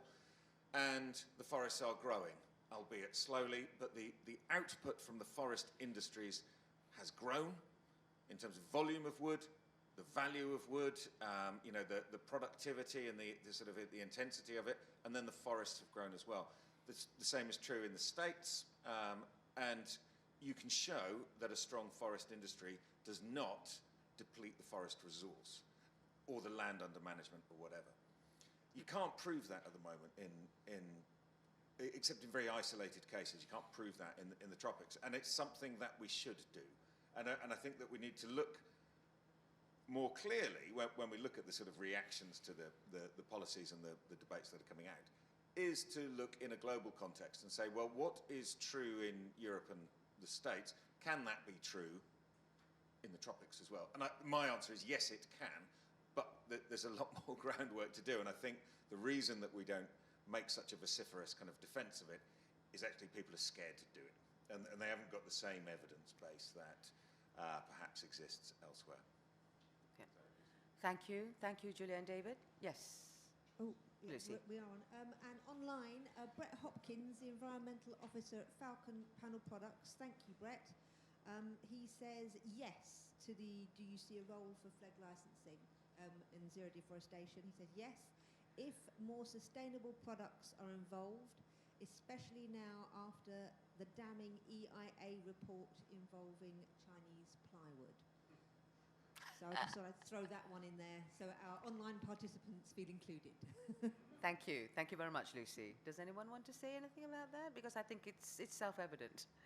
The question and the figures that we've seen in the charts today, I don't think there's much to say. Could I just very quickly say something in return to what Julia and David have just exchanged earlier? Well, with ITTO, we can't be scared to try and get involved in these things. It's part of it's our mandate, really, you know. So we have been involved in the FACT dialogues at COP26, and Julia, I agree 150% with you. The zero deforestation is just out. They missed that target in 2020. So ITTO, together with the 14 other partners on the Collaborative Partnership on Forests, we are rolling out what we call turning the tide on deforestation. In other words, you know, rather than increasing deforestation, turn it down with the aim of reducing, eventually eliminating, whenever that can be, actually. Now, in doing that, we have to respect the sovereign rights of countries as well on land use. So for ITTO, in our own selves individually, it's more the sustainable management of tropical forests, which is a key solution to this, and also the trade in the products that come out of production forests. They need market access. That's how that cycle is completed. So you need a demand and a consumption pattern to keep that cycle going. Otherwise, the revenue that is pumped into sustainable production by all these producing countries goes to almost nothing when they lose market share to, as we saw, countries like China, Russia, Ukraine, and there's nothing coming out of there in terms of verified products. So that's a huge question. You know, so it's something that we need to work on, and that's our mandate that we are carrying out. With COP26, of course, there's still a lot going on. There's still another week. So we've seen a number of pledges, but there's no substance to it, really. There are pledges and promises, but there's no detail on how everything will be carried out or what will be done. And, you know, as with many other things, it will take some time, but they will be under pressure. The negotiators will be under pressure to see if they can deliver something prior to the next COP, which is being held next November. So let's see. But forests need to be central to the climate change discussion. That much we all agree on. Okay, I think, any last comments, or very last one? Go on, Adam. And then that's it. We will have to call for a break because there is a second event after this starting at 4. Yeah, just one sector we haven't discussed is the finance and the banks and the pension funds. And, you know, the discussion around, you know, how do we market it? How do we make the forest industry reputable and available in the marketplace? It's all about trade, but then, you know, what's driving a lot of the development and the establishment and the continuation of ability to stay in the marketplaces, the finance. So, you know, if the FLEGT, if the governments and others can make it clear, you know, if these processes are in the marketplace, the pension funds, the banks can invest in these areas in the world, de-risk their portfolios, then not require so much of a hurdle rate in the investments So it allows them to get into the marketplace more and allows people to actually put the investment that's required at the forest to actually manage the forest sustainably or at least responsibly. Without these processes in place, the hurdle rate on the investments is so high that the investment is cut, and so the improvement in the forest management is not available. Yeah, very valid point there too. And yes, Dermot. No, I thought you wanted to speak. It's so true that there has been work ongoing with the financial sector and the pension funds and the investors, but from my perspective and also the organization's perspective, even accessing those processes is a competition in itself. I have to say, it's incredibly complex, incredibly difficult, and it's damn competitive out there. Everybody wants a slice of that. So this is another issue that they've been discussing at COP26, to be frank. And that's where they've said that the investors and the pension sector has pledged something crazy like 12 billion towards seeing this through. So David and I were together when this announcement came out. We were together in Glasgow. And we're saying, well, it doesn't actually say who's putting that 12 billion in. And what is it that they're really pledging to, actually? Again, the details were missing. So we were asking questions, and I've been checking the last few days. Nothing has actually come out yet. It's even to find who's involved in that bunch that pledged the 12 billion. We know some of the philanthropic organizations that have put funding in and the kind of stuff that they would like to support. But for the rest of it, it's still, excuse me, a blurb at this stage. So we'll just have to keep an eye on it. Okay, I think that's it. We'll have to call it a day now because we're seriously eating into the next event's time. And yeah, there's a break. Please reconvene at 4 p.m.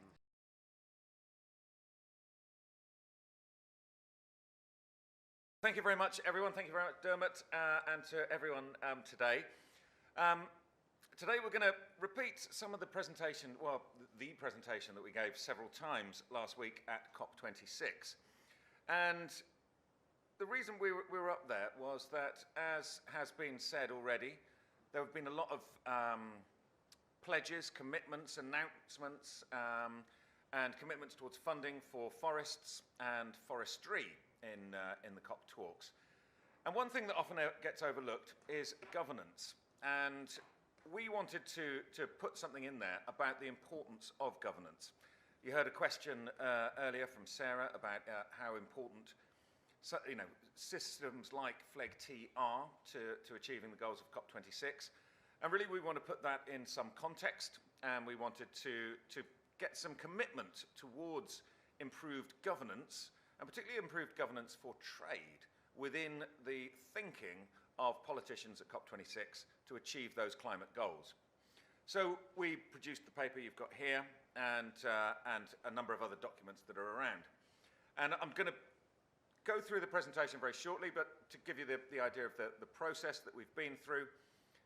In order to produce the paper that we have, and in order to do that, it's no good the UK Timber Trade Federation saying these things on their own. We wanted to work with others, and particularly the voices that don't get heard so much. And it was our view that actually the tropical producers themselves, the producers of the tropical products, really very rarely get heard in a lot of the debates and events that we see, and particularly in the policy-making circles. And when it comes to tropical timber events, policy is held in high regard, and it's policy that gets discussed far more than markets. When we discuss softwood stuff, we have panel products, events, and so on, everybody's talking about how much, where can I get it, what's the price, all that sort of stuff. When we talk on tropical timber, and we're talking on tropical markets, policy drives the market. It's the policy that underpins that. And so it is important that we get that right. So we worked and we ran a number of workshops and facilitated a number of workshops to get the views from trade associations and businesses across the tropical belt to produce a paper calling for a strengthening, calling on political leaders, a call to action from the private sector to political leaders to say, we're looking for better governance in forests and we want this to be a priority for the COP. So I'm going to go through now really the thinking behind that and what we've come up with and what we think can be a workable plan. Some of it may be considered a bit blue skies thinking, but it pushes us in a particular direction and a direction of travel that I think touches on all of the points you heard earlier in the IMM session, and sort of opens up a world of possibilities and a world that is something we should definitely aspire towards. So, we produced a paper, it's called Global Forests Need Global Governance, and as I said, we're facilitating workshops with a number of trade associations around the world, particularly the VPA countries. And we wanted to present one united voice of the global private sector, particularly on tropical timber. It's not been done before. Countries compete with each other for market share. We wanted to make sure that we presented a united voice of that global private sector in the timber production sector. And we wanted to call for a new global initiative for governance and trade. For that global initiative to be based on national standards, so every country's own national standards and national frameworks, but set in an international context. And for that framework to be backed and supported by an international secretariat, and that international secretariat would be there to administer that whole framework and also target investment into those producer countries to finance the reforms that are required to establish those standards, to set those standards up, and to get them recognized elsewhere. You heard how long it took for Indonesia to do this and for the first flag license to come in. It's because it's a very lengthy, detailed, multi-stakeholder process. It's very, very expensive, it's very time-consuming, and it requires a lot of finance to really sort of push in and to get those reforms. And we thought COP26 was the best place to be the launch pad for this. We were under no illusions that we were going to get a decision or agreement or anything else, but it's certainly a good launch pad to start that process, and we wanted to focus people's minds on the role of governance within achieving all other forest policy objectives. So why are we saying it? Well, so illegal deforestation, it's still a major threat, and we do need a new approach in the world. We've had a lot of other announcements and declarations. Before the Glasgow Declaration last week, we had a New York Declaration, an Amsterdam Declaration, and other declarations, and yet the problem is still there. So one of the biggest threats to tropical forests, as we know, is illegal land conversion, mainly for agriculture. And it's a lack of governance which it really sort of allows that to happen. And it also allows a very lucrative trade in goods from those deforested areas. And in fact, that trade in goods from illegally deforested areas often acts as the cash flow, really then, to finance other illegal operations or to finance the agricultural models in the first place. But it sort of feeds upon itself. It becomes a cycle, and it undermines those who want to invest in verified sustainable forest management and production, and make sure that those firms then get undercut, they get put out of business, and it makes the illegal activity more attractive, and it becomes a much easier pathway then for other players. So it becomes a sort of a systemic problem. As I said earlier when we were talking about this, we can see, and we can make a very good case, that actually very strong governance and robust governance leads to growth. Growth in forests and growth in the businesses and the economic value of those businesses associated with forests. So in Europe, as I said earlier, the forests have grown about 10% since 1990, if we use that as a benchmark, whilst increasing their output and value. And in fact, in terms of value, they're worth about, I think it's roughly about 25% of the value of all forest products traded, certainly in the timber and timber products markets. And yet it's a very small area, relatively, of forests themselves. In the USA, again, you've got national standards, you've got regulations in place, and the forests have grown under that same time span. But in the tropical belt, that story isn't true. And what we want to find is a way of making that story true in the tropics. We want to be able to implement that same approach, if you like, and you want to be able to sort of say, well, if you have a strong timber industry acting, or a strong forest products industry working, under a good governance system, then that forest will grow. That forest will grow, the value of that forest will grow, you'll attract the investment and make it more valuable to keep those forests well managed, keep them standing, and so on.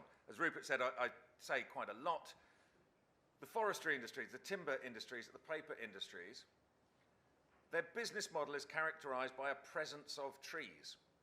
The soybeans industry or the cocoa industry or the other products are characterized by an absence of trees. So if you want those forests to stand and you need to give employment to the people who are living in those countries and dependent upon those forests, then you need to find something to do that involves keeping trees standing. And timber production, obviously from my own point of view, is the best way to do it, but there are other forest commodities out there and products that can be derived from forests. But we need to find a way, systems of governance that can be put in place, systems of governance that can lead to trade.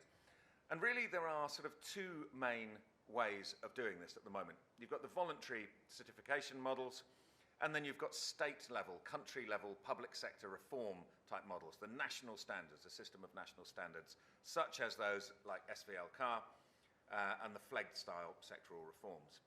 They both have pros and cons, and we can discuss the pros and cons of both till the cows come home. But on broad speaking terms, the voluntary certification methods, you can get very high standards in a very small area. So for each concession that you run, you can put in place very high standards because you control, as a business, all of the things that are happening inside that concession.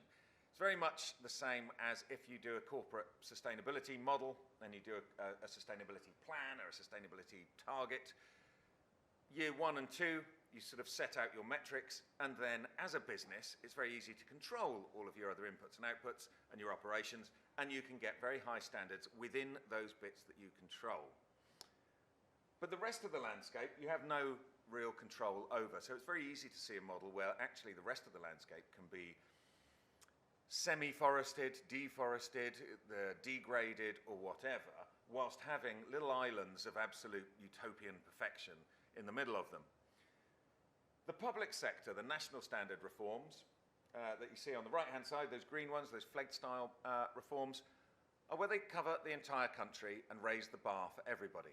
So whilst voluntary certification is great, it does a lot of good, and I think we need to take a hats off for the sort of pioneering way that they've led a lot of the conversations, a lot of the action in this market. The public sector reforms, the national standards, raise it for everyone.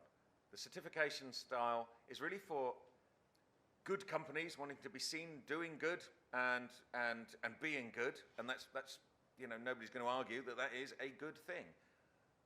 But really the public sector reforms are mandatory for all companies, and particularly in tropical forests, the whole backbone of the forest economy is very micro and small businesses.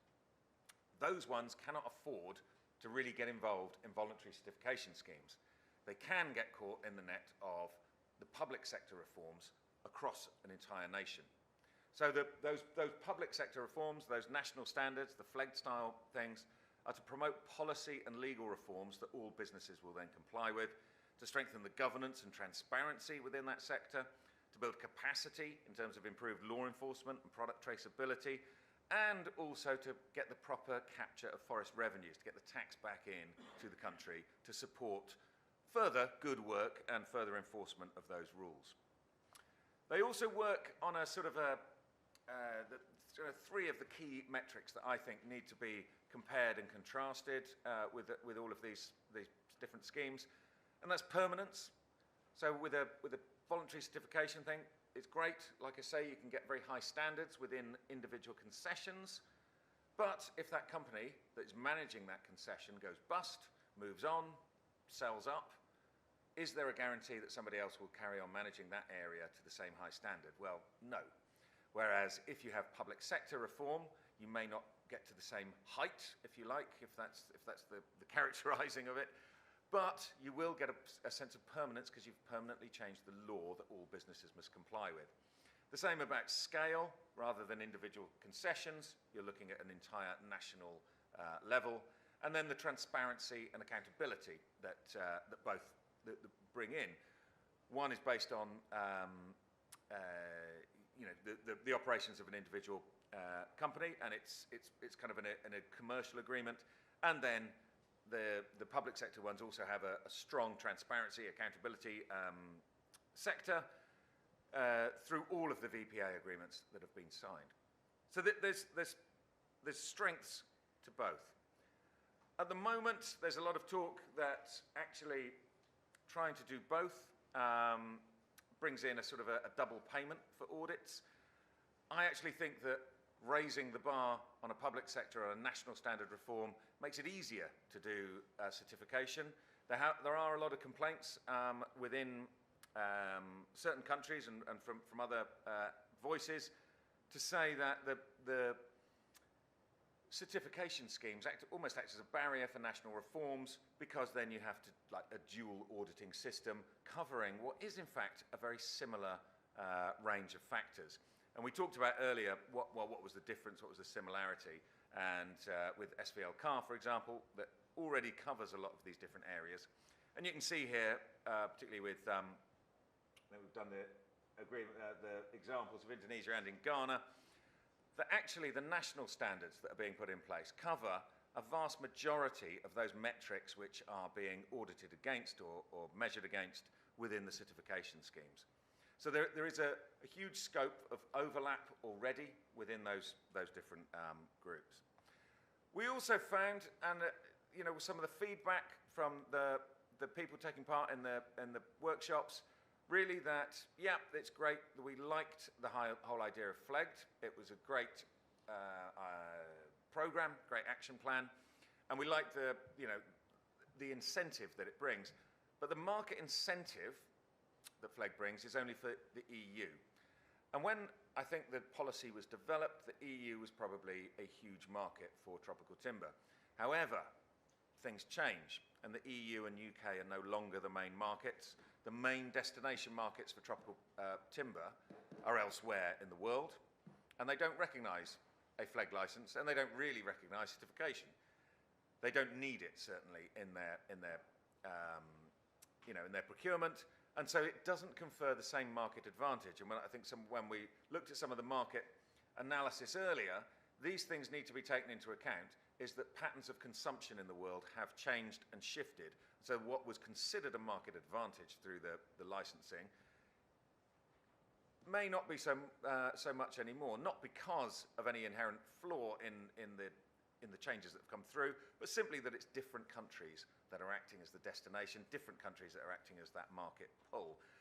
I also put in there, in that market reality column, that there was never, in my mind, a single office or a department within the EU that was responsible for making this policy a success. And if you bring in a policy, you should have somebody, I always believe, that drives that is accountable for it being a success or a failure, and that you can't blame anybody else. And I always felt that with forestry policy, it sits between a lot of different stools, and there is a lot of stuff that can fall between the gaps, and therefore nobody needs to take responsibility for. We've got aliens landing. Hopefully it's not my phone making weird things or giving feedback. So I'll keep going while we've got the weird noises. Told you it was blue skies thinking, and we're taking it now to a different level. So what we came up with was actually, there was a general consensus amongst everybody that participated in these workshops, that now we've looked at lots of different things. There is a genuine desire on behalf of producers, on consumers, on other stakeholders, as we've seen with all these commitments and pledges, towards forestry and tropical timber production and tropical forestry in general. But we need a new tropical timber accord, and that a new effort and a new initiative needs to come through. And so we needed a new accord to recognise some of the key points. And we walked through with all of the people who took part in our workshops that yes, actually, we want to make sure that effective and recognise that effective governance, legal compliance throughout the supply chain, not just in the forest, but there's a huge obligation on buyers as well. So throughout the supply chain and with international trade to deliver positive outcomes. We recognise that national multi-stakeholder processes that bring together all aspects of a country, the government, civil society, private sector, to create those national laws, the standards that ensure fairness and legitimacy throughout the country, as well as credibility and enforceability. We recognise that we need to incentivise the governance and responsible trade by offering support and foreign direct investment, particularly in added value industries. We need to make sure that international business and consumer markets commit to sourcing their products only from legal sources and ensure the sustainability of those resources into the future, and make sure that everybody is committed to that. And then also to rationalise the number of different schemes and legality schemes and standards and communications mechanisms that are out there. At the moment, as we've heard already, so the EU is looking to change its system. So that's one thing. We've got the Lacey Act. We have China is undergoing its TLAS system. Japan and Korea are going to be reviewing their system for importing legal wood and verifying legal wood. And you start to get a confusing array of different schemes around the world to which all tropical forest producers need to comply and show evidence of compliance with. And it becomes a very difficult thing to meet. If you want to make business easier and governance easier, then we have to make sure that those companies within countries that are finding it most difficult find it easier to comply. And when you've got a multitude of schemes, then that becomes very difficult. So, the first call to action that we put out last week, in fact, was to call for a new international framework. So, virtually everybody that we spoke to within the workshops that we ran believed that the ambition and the policies that are framed by governments for FLEG just need to be refreshed and updated so that we can start to frame a very practically instructive international approach to address that problem.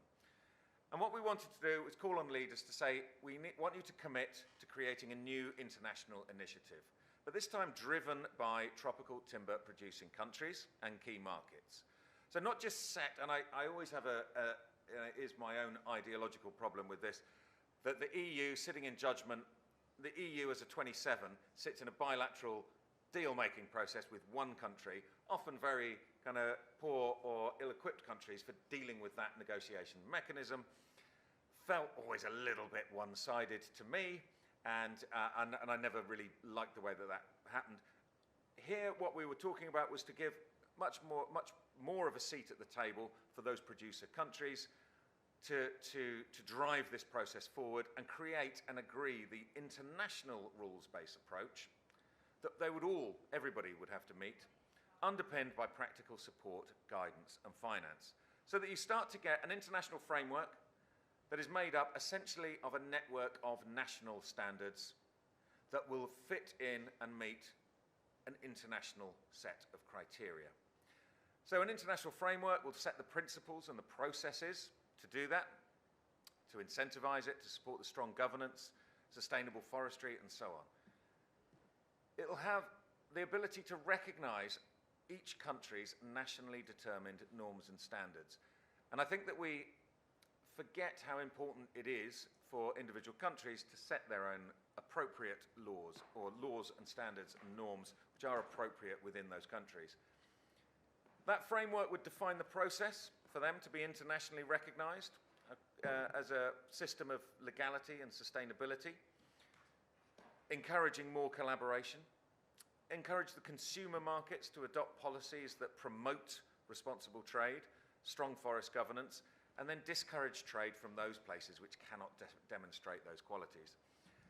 To incentivize countries to actually implement the governance, not just make a law, but implement that law by giving them a green lane to international markets and trade. And this was a key point that came across. People like the idea of, the trade associations and the businesses like the idea of having a system which generated a certificate or license to trade, a passport to trade, by demonstrating compliance with national laws, national legal standards, and so on. But that passport wasn't just a green lane to the EU, it's a green lane to all markets. So it would be accepted by China, the UK, wherever. And it was a very, very popular idea. This was the most popular thing across all of the workshops that we ran. And to recognise the importance, as I said earlier, of micro and small businesses through international investment and support. It's very difficult for those micro businesses to get on board with regulatory and legislative change. It's an expensive process to do. You need to employ someone. Even our own members here in the UK often complain about compliance and so on. And you need, with increasing levels of compliance, you need to employ increasing numbers of people in order to do that compliance. And that, when you're running a very micro business, becomes a very difficult challenge.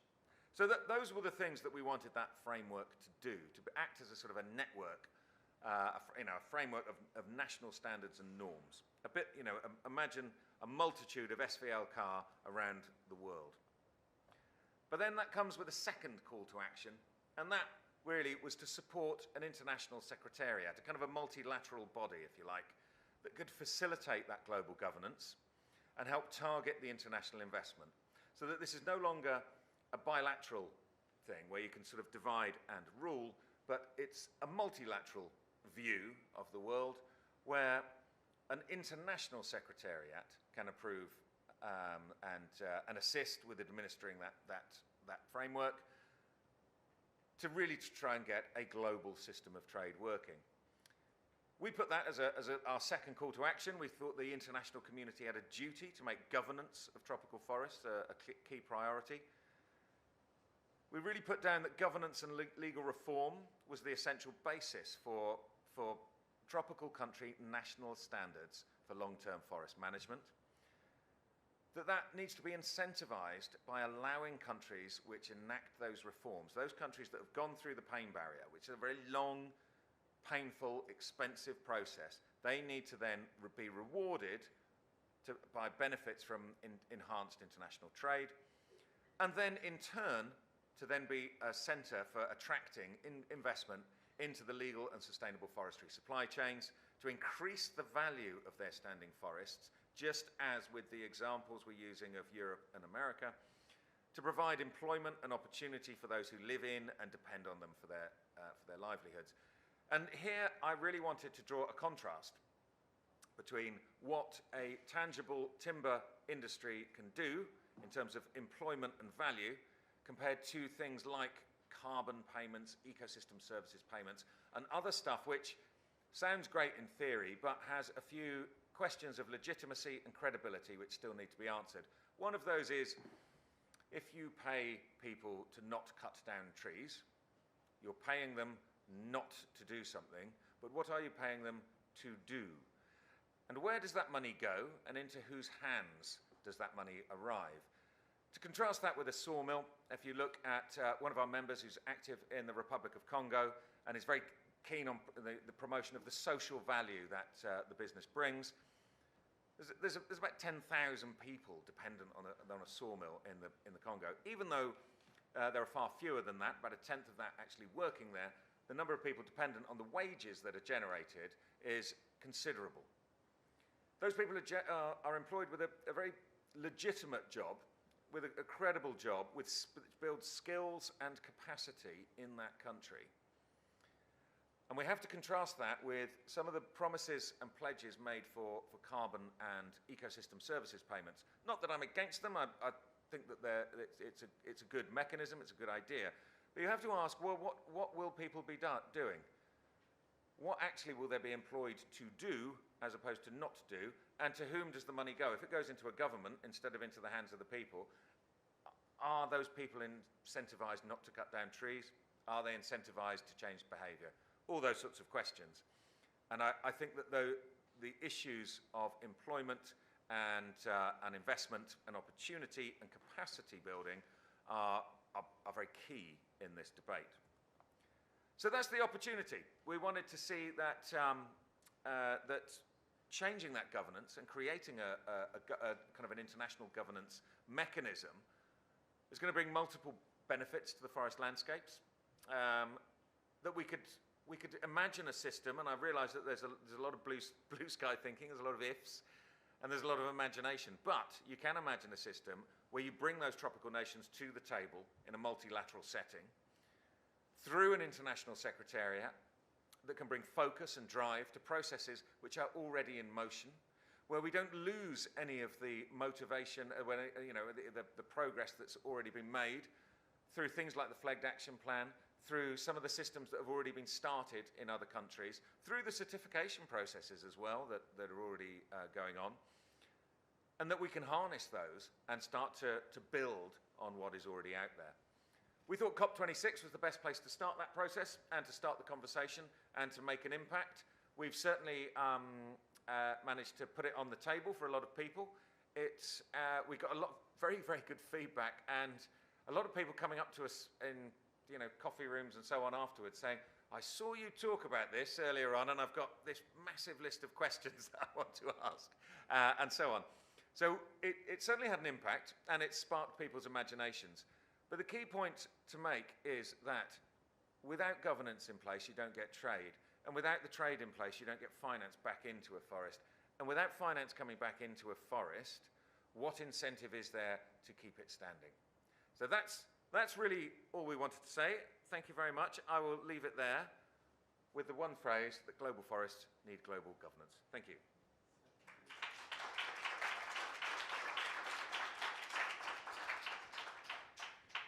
Thank you very much, Dave.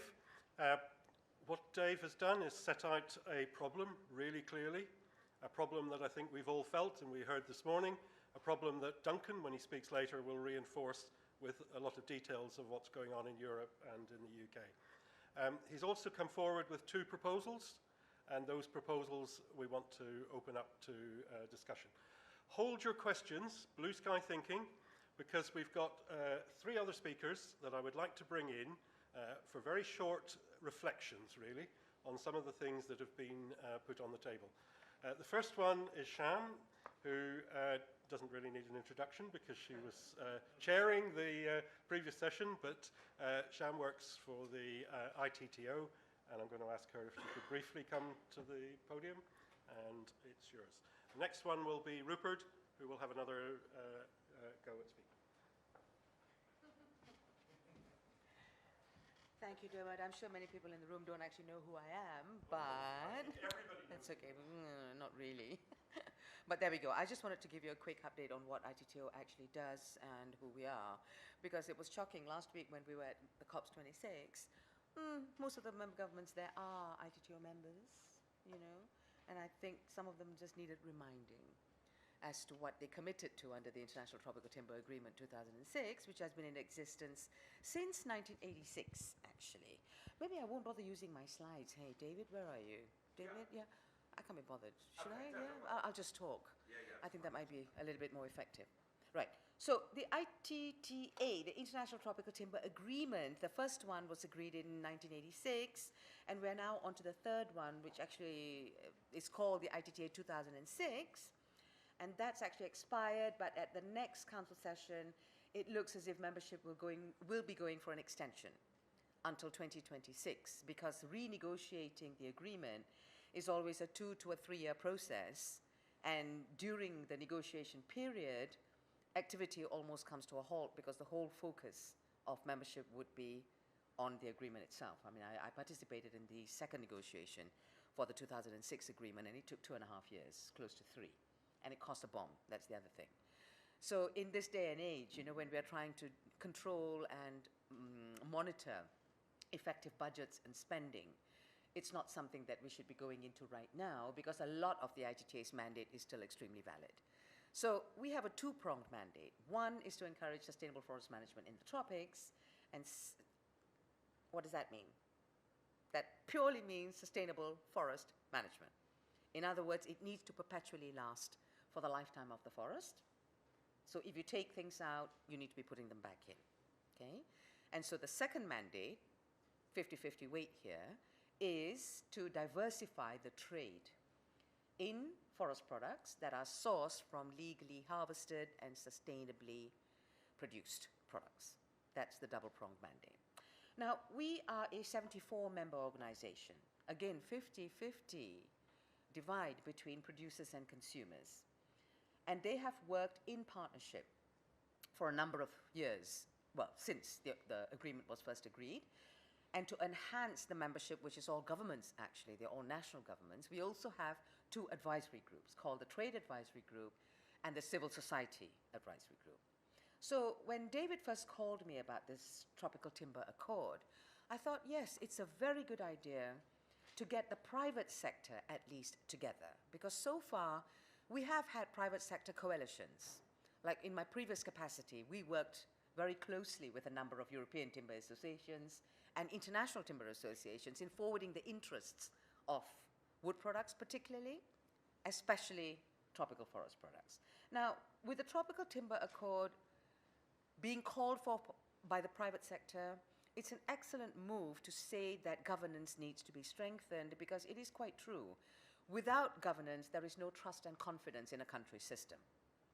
Hence, the marketplace comes up with regulations and even more regulations. And putting regulations into place, as we all know again, is not cheap, neither is it free. It needs human resources, it needs financial resources, and it needs technical resources as well as capacity building.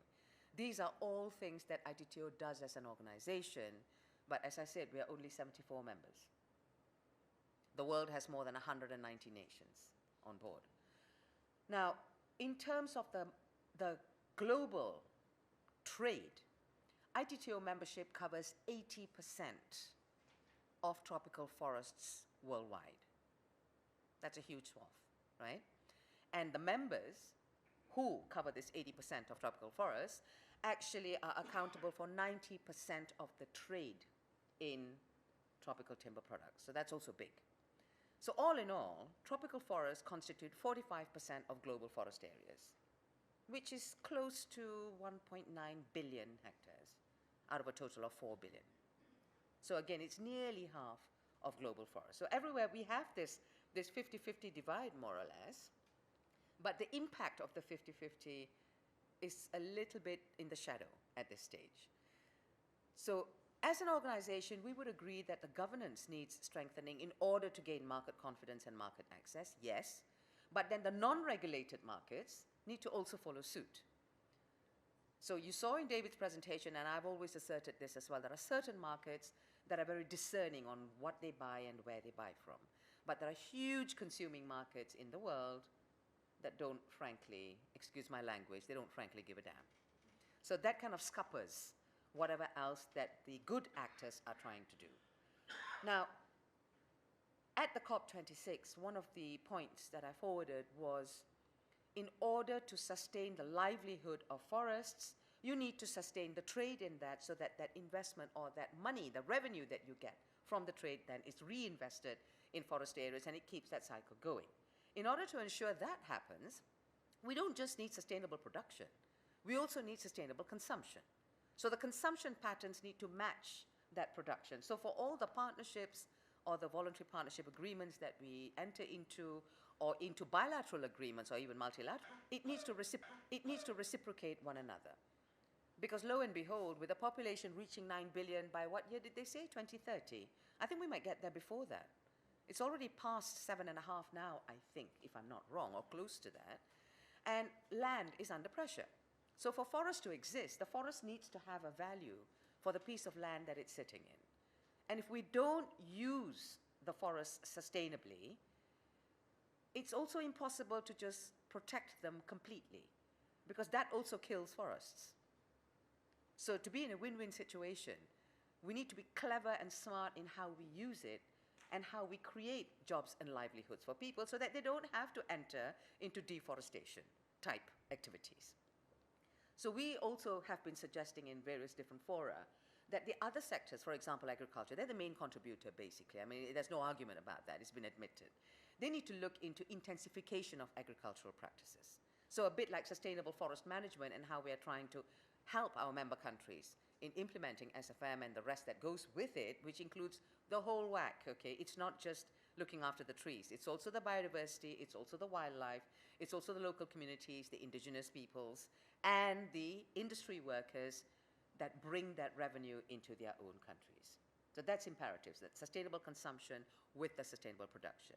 Next, you know, when it comes to governance, it's nice to have a lovely, beautiful set of rules and laws and legislation. Most countries have it. I can say that coming from the ITTO, most of our tropical countries have wonderful legislation that has been upgraded to match up with international demands. But where it falls behind is the actual enforcement. Again, enforcement requires a lot of effort. It requires, again, resources of all the resource natures that I spoke of before. Again, it does not come free. And without the enforcement, you get encroachment, naturally. So the three regions are very different, obviously. They're very, very different. But what we have picked up, and I'm sure most of you also know, the main producing countries have quite strong associations. And so what is being proposed here through the Tropical Timber Accord may be a good thing for the private sector to roll out in a harmonized way, you know? So they need to call for harmonized regulations as well, because in my previous capacity when I worked for Malaysia, what we struggled most with was the varying approaches that was being taken by different countries, even by member states inside the EU. That proved to be a huge stumbling block and a huge barrier.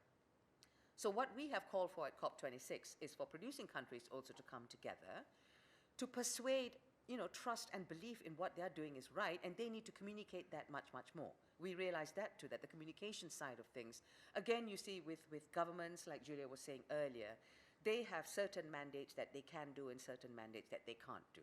So perhaps with the Tropical Timber Accord, that can be a very successful communications campaign. And in terms of facilitating the work post-COP26, because you see, another thing that we noticed is that there were a lot of high-level, flashy announcements and pledges that were being made at COP26 itself. That's always the race with any COP anyway. But what matters more is what happens afterwards. Where do we go from here? So this is something, the Tropical Timber Accord is something that can be taken over for at least the next 5 to 10 years. There's enough work cut out, that's for sure, you know. Now, one thing is we may have some stakeholders saying, why only Tropical Timber Accord? Maybe it can be, you know, a timber accord, right? Now, the other argument that we have put forward apart from that is, yes, it'll be great if it's a global thing, but again, the conditions are different. Tropical forests are very different from temperate and boreal forests, right? And the third thing that we did in terms of encouraging the consumption is to say that forestry, particularly tropical forestry, and the use of products serve three purposes of the climate discussions. The forests are the carbon sinks. As you use them sustainably, sequestration levels are higher. I'm not a scientist, but I read a lot, and I'm sure all of you also know that new trees absorb more, and using tropical forest products provides carbon storage. So that's half the emissions and the GHG is taken care of. Employment is generated, revenue is generated. It will become a win-win situation provided the negative perceptors or the negative perceptions on forestry and wood products just completely get washed out. They need to get washed out because it's the one thing that can contribute positively to climate. I think I'll stop there, Damon. Thank you.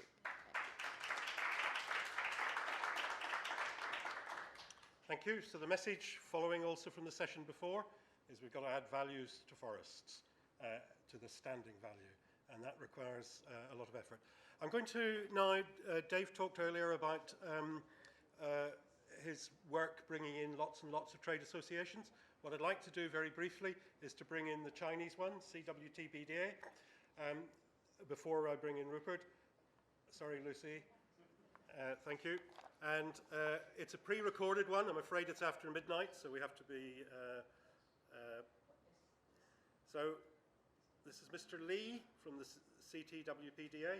Let me also just add to what Rupert said earlier. The Chinese legislation has been passed. It was almost just before COVID in January, on the 1st of January 2020. The legislation has not come. The legislation was due in July, the secondary legislation, the regulations.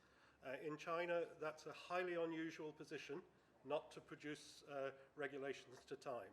I can only presume that that's because there is a battle royal taking place in terms of are they enforceable and should they go ahead. That's a positive sign.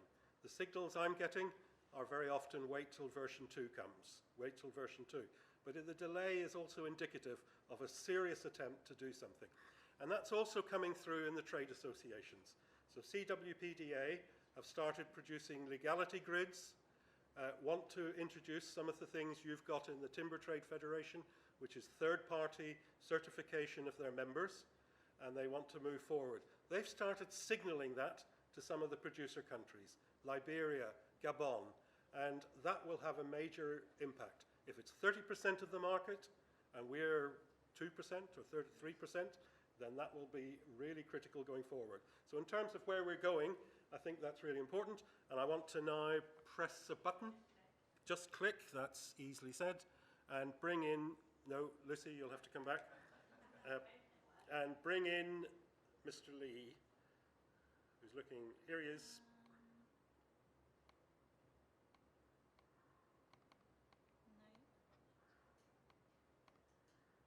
Don't worry, I'm going to bypass Mr. Lee, sorry.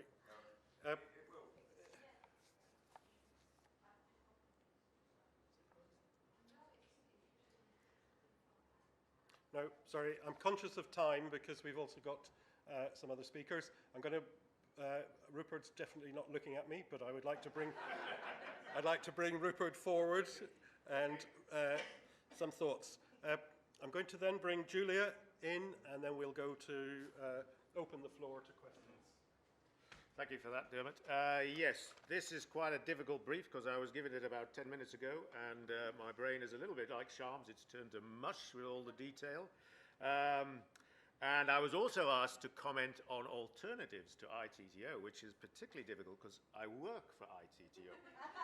So just bear that in mind. But having said that, and I also want to respond, because my view, I think, is probably a little bit different from Sharm's, because the immediate limitation of ITTO with this is the one that Sharm mentioned right at the end, which is that ITTO is only tropical. And if you attend any ITTO meetings, as a market researcher, as I do, it's a really odd structure. The political structure dividing the world into consumers and producers. It's really old-fashioned. It's actually perpetuating this sort of neo-colonial attitude, in my view. You know, I can say that because it's a really strange structure from that perspective.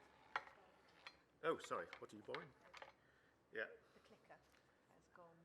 It's not here. Yeah, it's a really strange structure from that perspective. And if you look at, I mean, what's Vietnam? Is it a producer or is it a consumer? Of course, it's both. It's both. It's a massive consumer of wood products. A lot of its wood consumption isn't even tropical wood. A lot of it's from the States. A lot of it's from Europe. There's a huge increase in imports from Germany into Vietnam. Into China, what is it? A producer or a consumer? And of course, governance issues, they do not apply exclusively to tropical countries. They do not apply exclusively to tropical timber. And that's why, actually, I've actually changed the whole way I analyze data for IMM. I now focus, this is getting even worse, my brain's turning even cold. I now focus on comparing Indonesian trade with other lower and middle income countries, which includes a lot of Eastern Europe, for example, where there's a lot of direct competition between Indonesian wood and wood from Eastern Europe, for example. So, okay, what are the other agencies? Well, immediately springs to mind, the one that immediately springs to my mind, again, it's not perfect, and there are a lot of reasons for that, is the UN Forum on Forests, of course, which exists, which came out, which was developed about 20 years ago, came out of all the discussion in the 1990s after the Rio summit about developing an international, multilateral forest convention, which of course fell flat on the sovereignty issue, completely fell flat on the sovereignty issue.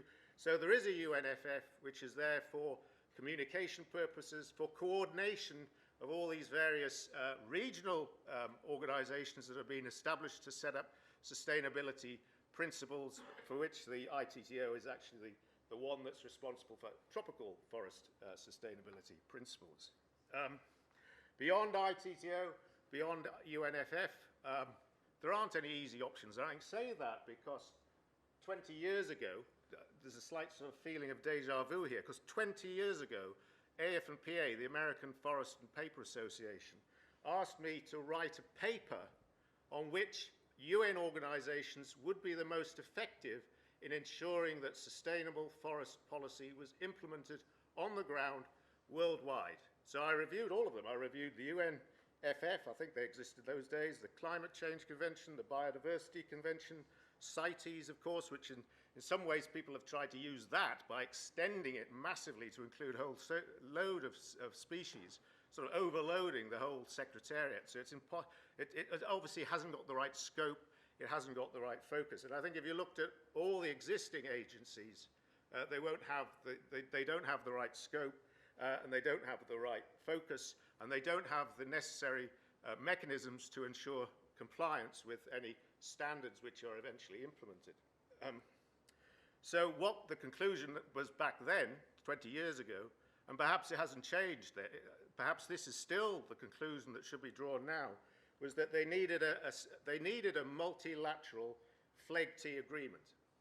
And the idea behind that was it would be a lot more easy to negotiate a multilateral FLEGT agreement than a sustainability convention, for the simple reason that it focused on the country's own laws.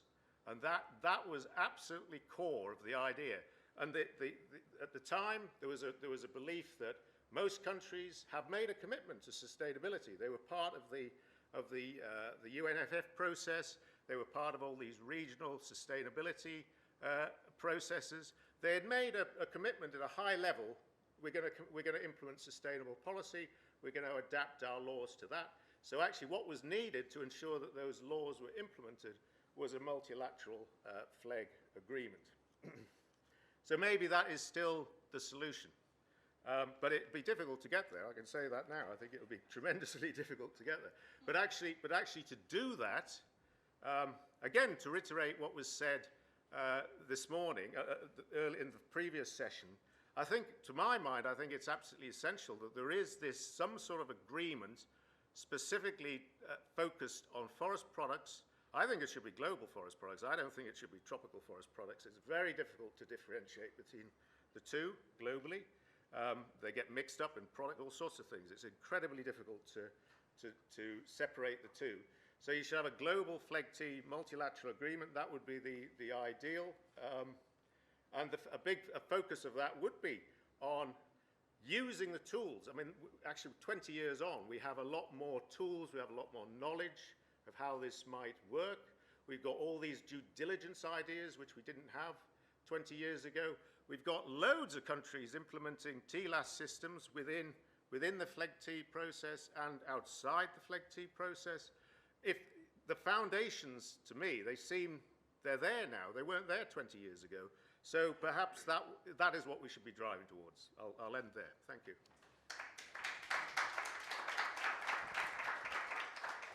Thank you, Rupert, and apologies for not giving you more notice, but I don't think it mattered.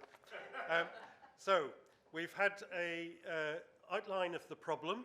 We'll go back to Duncan for some more detail. We've had a proposal in terms of the accord. We've had some reflections on some of the institutions and the arrangements that might take it forward. And I want to call on Julia.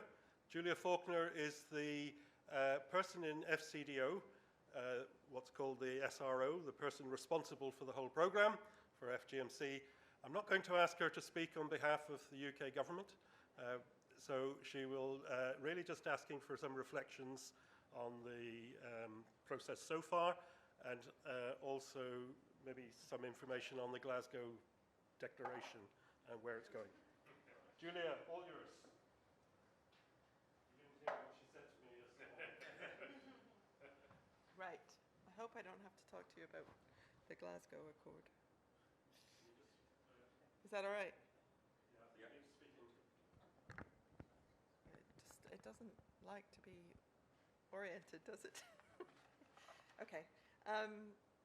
So the first thing, just in terms of this idea and this process that Dave has been shepherding for some time, it resonates very, very strongly with the work that we do as a program. I think with the work that's been done under FLEGT in terms of really investing and focusing on governance as the foundation for moving forward. And in that, I think it's really useful.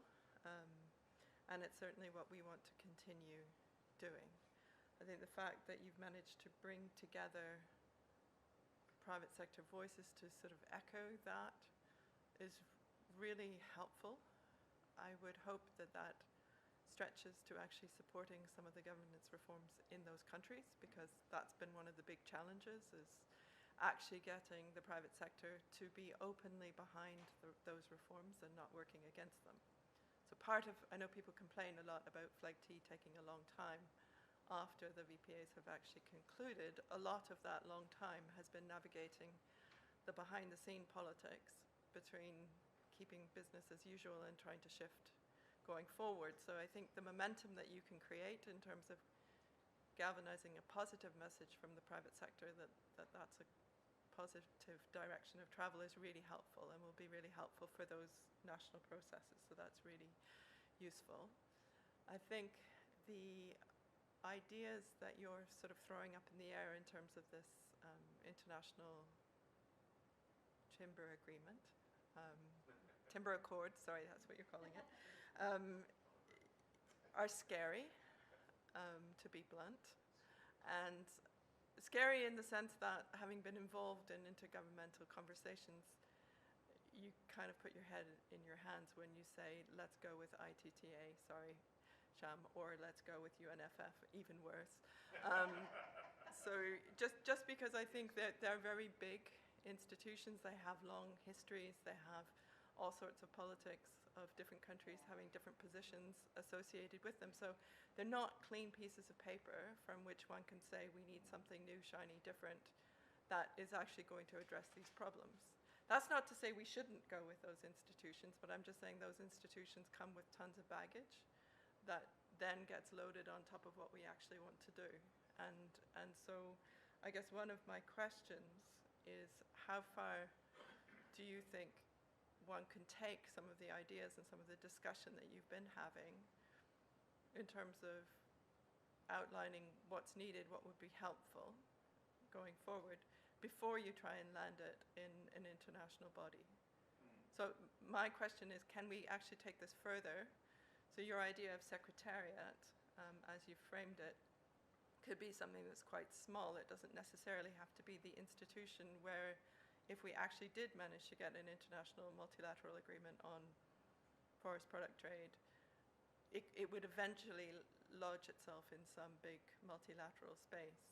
But there's a lot more work that could be done between where we are right now and trying to take it into an international agreement, I think. That's one of my sort of feelings. So part of the optics of kind of what you're calling for, if you're calling on governments to act, looks pretty scary, because it's going from a very clear picture of where we are, what the challenges are, that I think resonates with a lot of people in many different contexts, from a producer country government, from a business in a producer country, to, you know, UNFF, meeting number 299, sitting behind a flag saying, can I please change the, and put a comma after that sentence, which just, you know, so the kind of, the universes that you're pitching us towards in terms of saying, let's have that accord, is tricky. So I think there's a lot more to be done with the actual detail of what the content could be, what the issues are, where the agreements already are between different sets of countries who have interests, or different sets of businesses, so that one could really, and I also agree with Rupert that there's a lot that has been done in reality on the ground, but that doesn't necessarily mean that those countries who have TLAS systems are going to take their TLAS into an ITTA or a UNFF context and start sort of using that as the basis for their negotiating. So the universes of international sort of agreement and practical, we need business to work and function effectively, are quite different spaces. Let's just put it that way.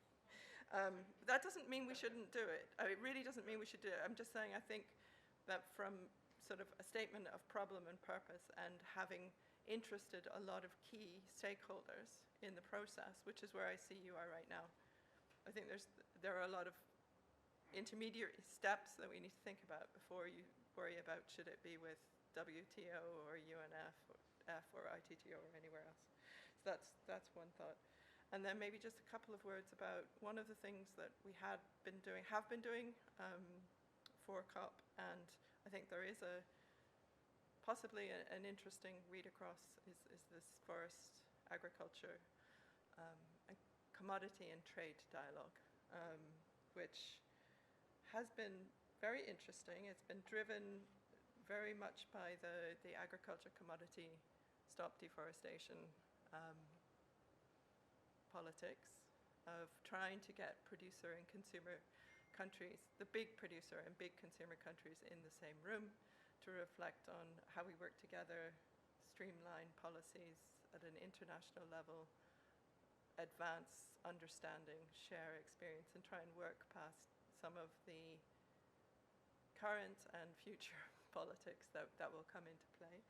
That dialogue has been interesting for the countries in the room who've stayed in the room. So it's involved Brazil, Indonesia, Malaysia, the US, Canada, the Europeans, a lot of countries who on trade and forest risk commodities tend not to agree with each other.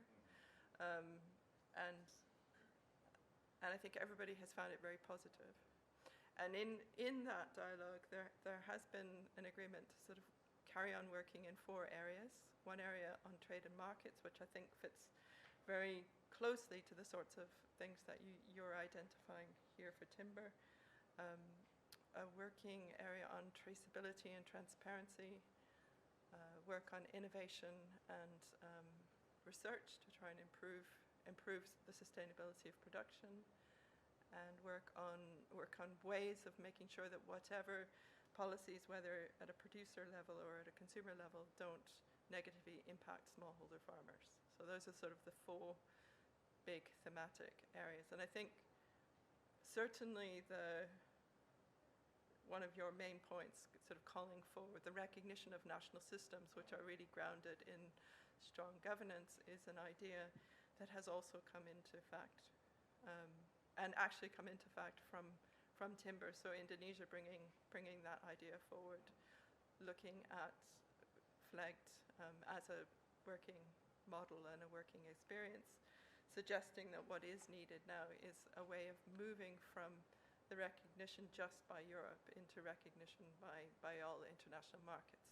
So I think, there is possibly room to sort of bring some of this discussion into that fact dialogue, or certainly to follow it and to follow that dimension of the fact dialogue going forward. And I think there's quite a lot of political energy behind that now, and that is something where we have agreed to carry on working in those 4 domains, and different countries are leading in different areas of work.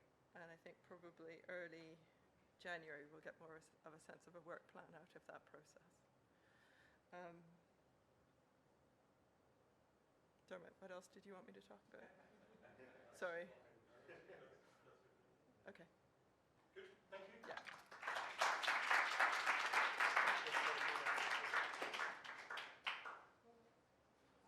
Okay. Thank you, Julia. I have in my ears Jamais 203.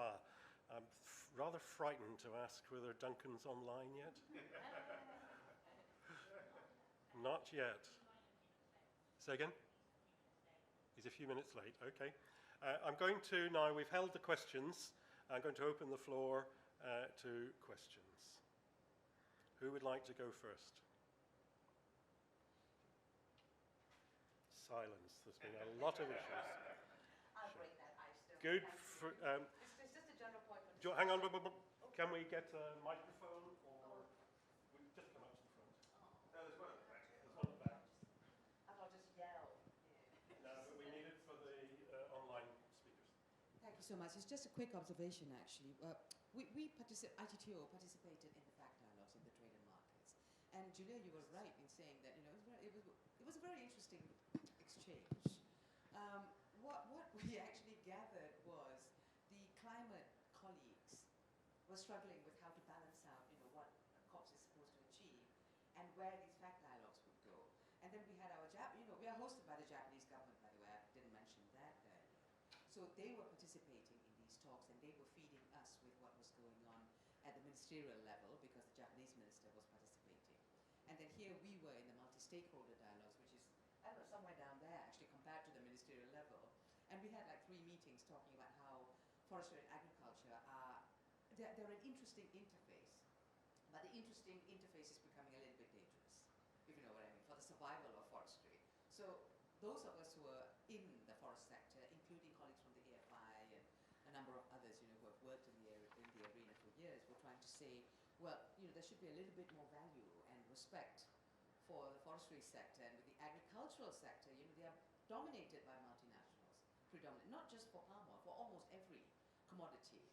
So how do we draw this line to balance them? So we all put our inputs, we came up with this beautiful draft paper, and we did say that Reflect is a good blueprint to try to use that as something that can work. They don't necessarily have to call it FLEGT for those who are not keen, you know, with the fact that it was generated by the EU.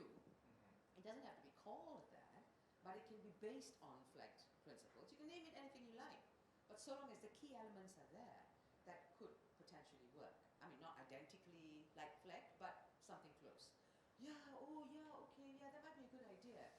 And then that was where it all stopped. We have no idea what happened with our beautiful draft that went in. We're not sure whether that was actually communicated to the ministerial level or not. So, I mean, I'm planning on getting in contact with our Japanese colleagues because they will tell us how far things went. And the Japanese minister made it a point to also say that, you know, there has to be this balance between, you know, consuming and producing markets. For me, the Timber Accord is a brilliant thing for the private sector to run with, but, you know, when it comes to forestry, as Julia correctly says, there's so much politics attached to it. So you need the governments to actually back it. Yeah. You know, yeah, especially with the governance and the enforcement and stuff like that. So the more you communicate it also to the governments and the other sectors, you know, the other stakeholders involved, it has a better chance of running into the future as we speak, you know, because there's a lot of work. So work can be cut out for the next 5 or 10 years, quite easily. So yeah. Good. Thoughts on, What, just- I've heard, yep, go on. I just want to clarify, because I wasn't suggesting that you don't involve governments. I think one needs to involve No. governments, but it's going from where you are right now, having identified both opportunity, challenge, got a really exciting group of people, of stakeholders together to sort of push for this. It's really, really useful. But to go from that to saying we need a multilateral agreement on forest product trade is a huge jump. Politically, it's a huge jump. And to create the momentum that would be needed to actually get an international agreement across the line, we need a lot more politics. And that politics comes from the exchange that you have from your trade with governments, and governments have to actually see real value in investing in that kind of process. So it's more that I was saying. I wasn't saying don't work with, it's not just a private sector process, and I think it's important that is the case. But going from where we are right now to negotiating a treaty at the UN is a huge step. Dave. Walk in the park, Julia. No, I don't think anyone's under any illusion with that. And certainly not here. I think there were several things about this. One was a timely thing, that there were big changes coming in across a whole range of forestry regulation and timber trade regulation. So somebody had to say something to sort of pull that together. So that was one. And COP26 is a good moment in time, it's a good marker in the sand to start that conversation. Secondly, I think the private sector is often seen as a kind of a negative influence in all of this, probably for very good reason historically. But actually right now, what we wanted to demonstrate here is that there is a huge willingness and a huge understanding that may be different now than it was, say, 20 years ago, on behalf of the private sector, that actually these things need addressing and that getting that governance right will be good for business. That sort of enlightened self-interest has been a long time coming, but it certainly exists, and it exists in all parts. And that the same things that we put in place here, you know, for members of the Timber Trade Federation and other trade federations around Europe and around the world, other producer countries want those things. They actually like that, the certainty and the robust legislation and governance brings, and the market access and all the rest of it. And we wanted to make sure that was said, because I think sometimes there is certainly within the kind of the mass debate, if you like, the mass talks, the mass media style characterization of debates around timber and timber production and forestry. The private sector is seen as some sort of like bad actor in it, and I wanted to change that dialogue. And I can totally understand why, but that we wanted to show the willingness. But nobody's under any illusions that it's going to happen overnight. I don't see this as any more than a communications campaign and a stakeholder engagement campaign towards getting progress in certain areas over the next 12 months.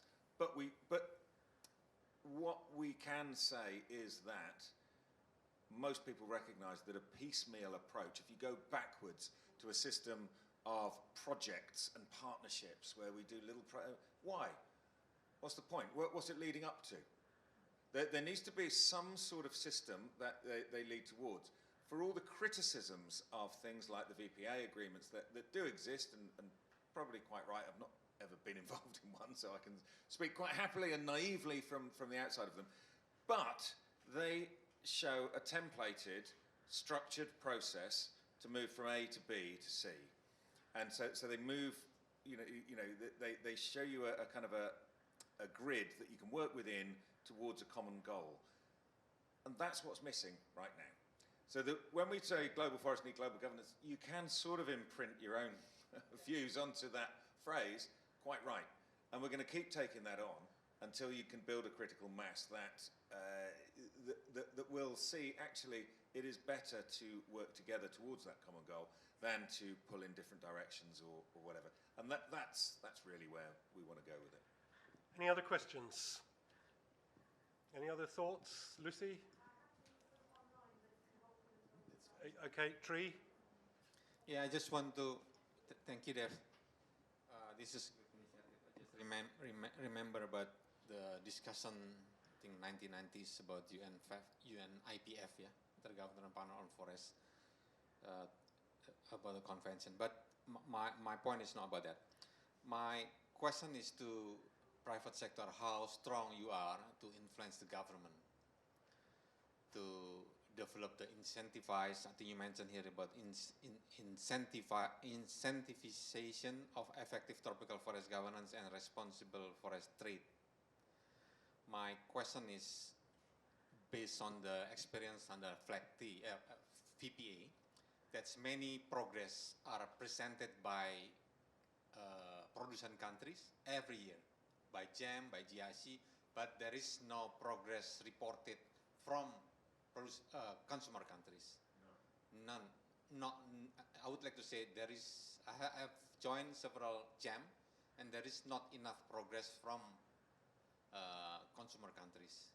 So my question is, with this kind of framework, is there any kind of like proposal from this framework on the report coming from the consumer countries?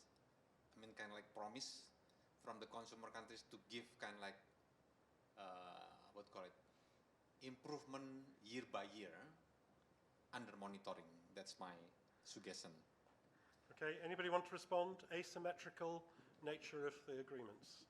I'm not using neo-colonial. Yes. No, I think we would always imagine that, and we did try and say it and spell out on there, that there should be reciprocal responsibility on the consumer countries to only buy from countries which have enacted reforms or are enacting reforms. And that there needs to be some mechanism, and we didn't go into all of that detail. Duncan's just arriving on the screen now. But there needs to be some mechanism to kind of get people on, that get countries on early where they can sort of staircase it up so they can start to see rewards more quickly and more, in a sort of progressed term, rather than it's everything or nothing. And but there was no way we were going to write a 1,000-page document for a campaign like this. So you've got to just sort of lay out the vague aspirations and principles, and let other people come back with the more detailed questions and all of these other things.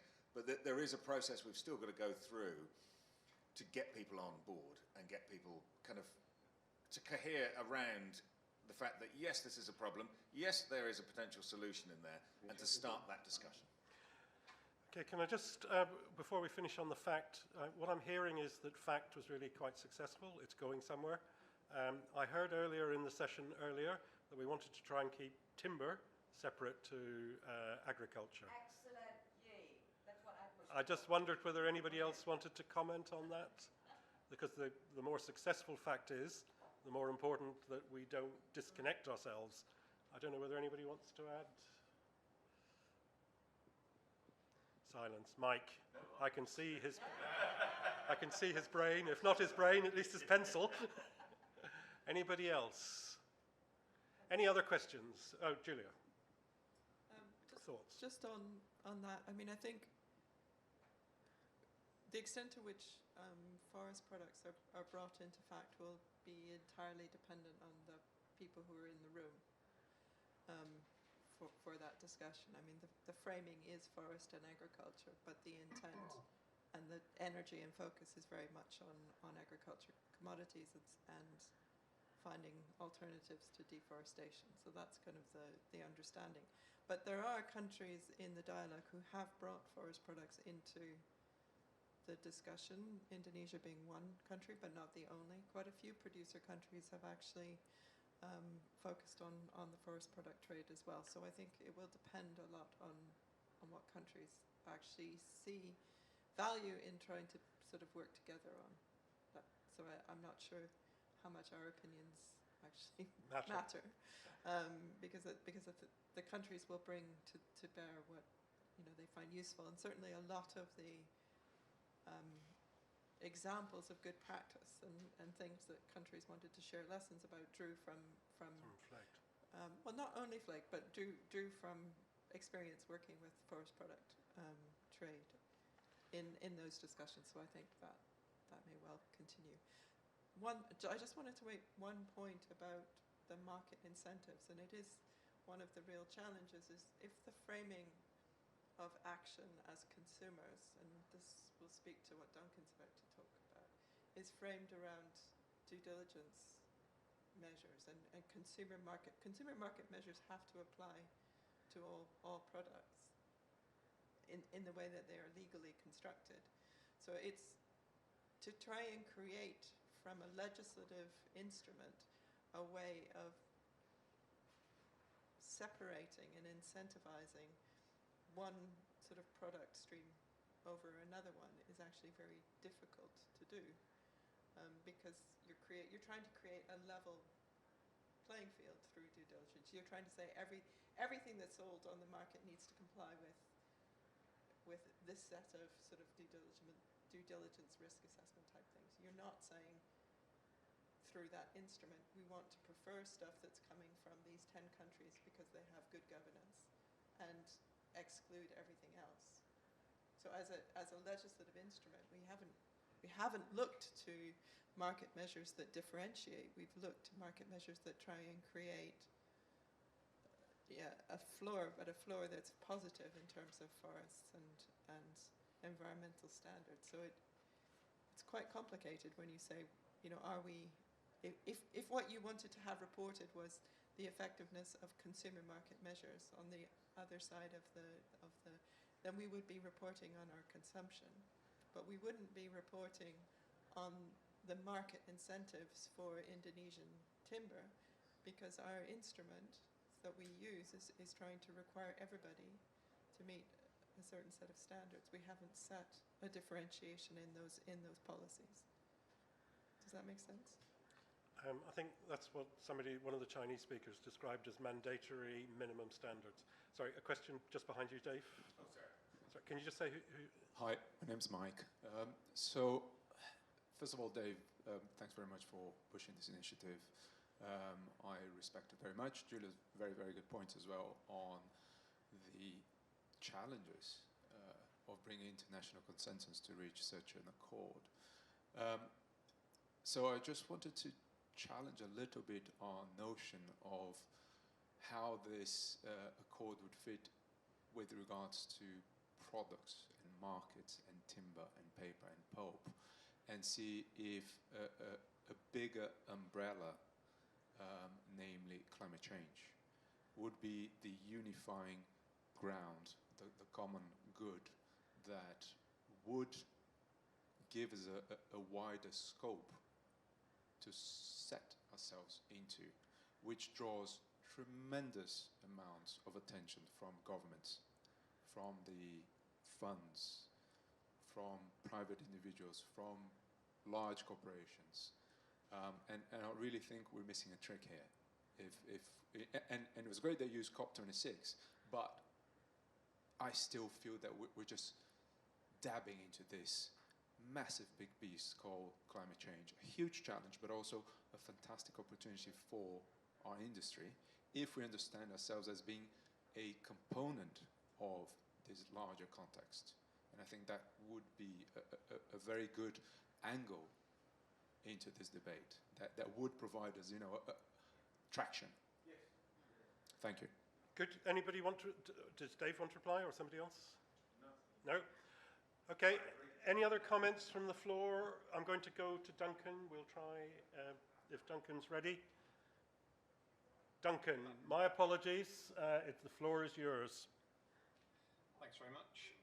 So first thing to do is check you can hear me. Yes. Brilliant. So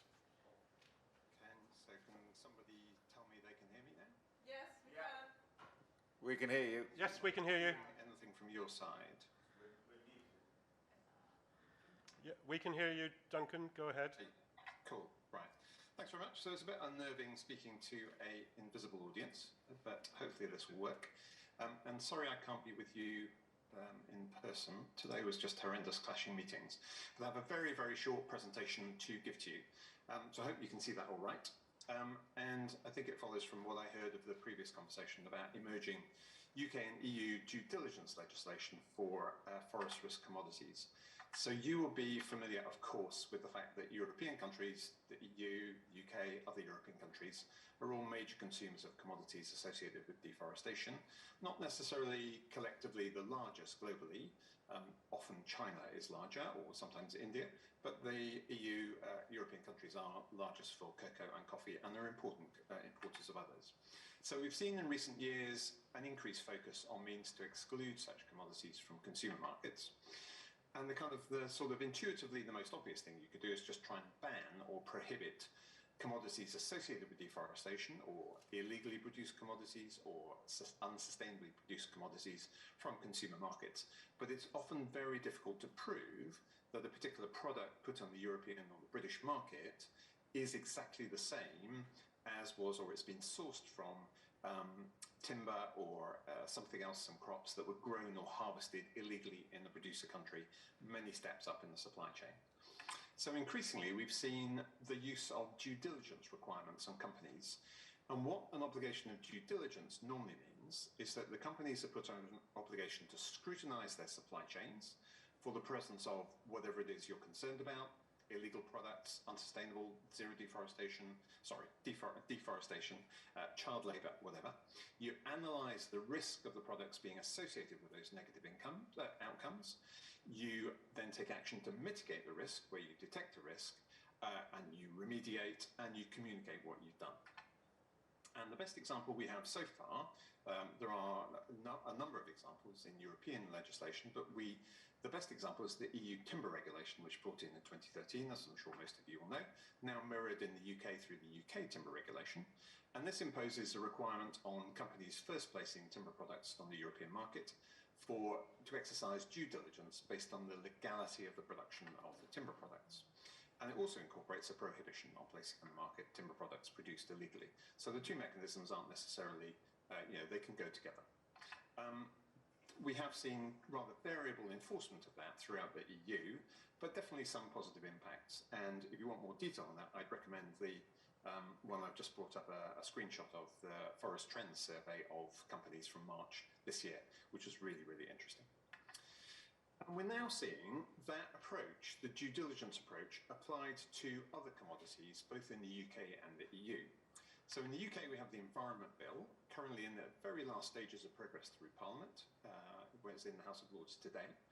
And that incorporates provisions for applying due diligence requirements to a range of forest risk commodities. Now, the exact coverage is to be defined later in secondary legislation, but we'd expect palm oil and soy as the major forest risk commodities in international trade, and possibly cocoa and possibly some other things. The criteria on which it's going to base the due diligence obligation are the legality of production of the crops with respect to forest conversion. So were the crops produced on land that was cleared of forests, and if so, was it cleared legally? If so, you can go ahead. If it was cleared illegally, then it should be excluded from the supply chain.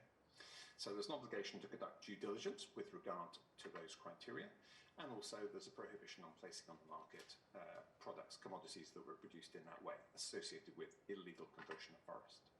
And it is hoped, if all being well, to enter into force in 2022, maybe a bit later now because we're running a bit behind the original timetable. In the EU, we are expecting a proposal for a regulation on deforestation to be published next week, hopefully. The Commission is due to approve it, I believe, on Thursday of next week, the 17th, so we should see it then or very soon afterwards.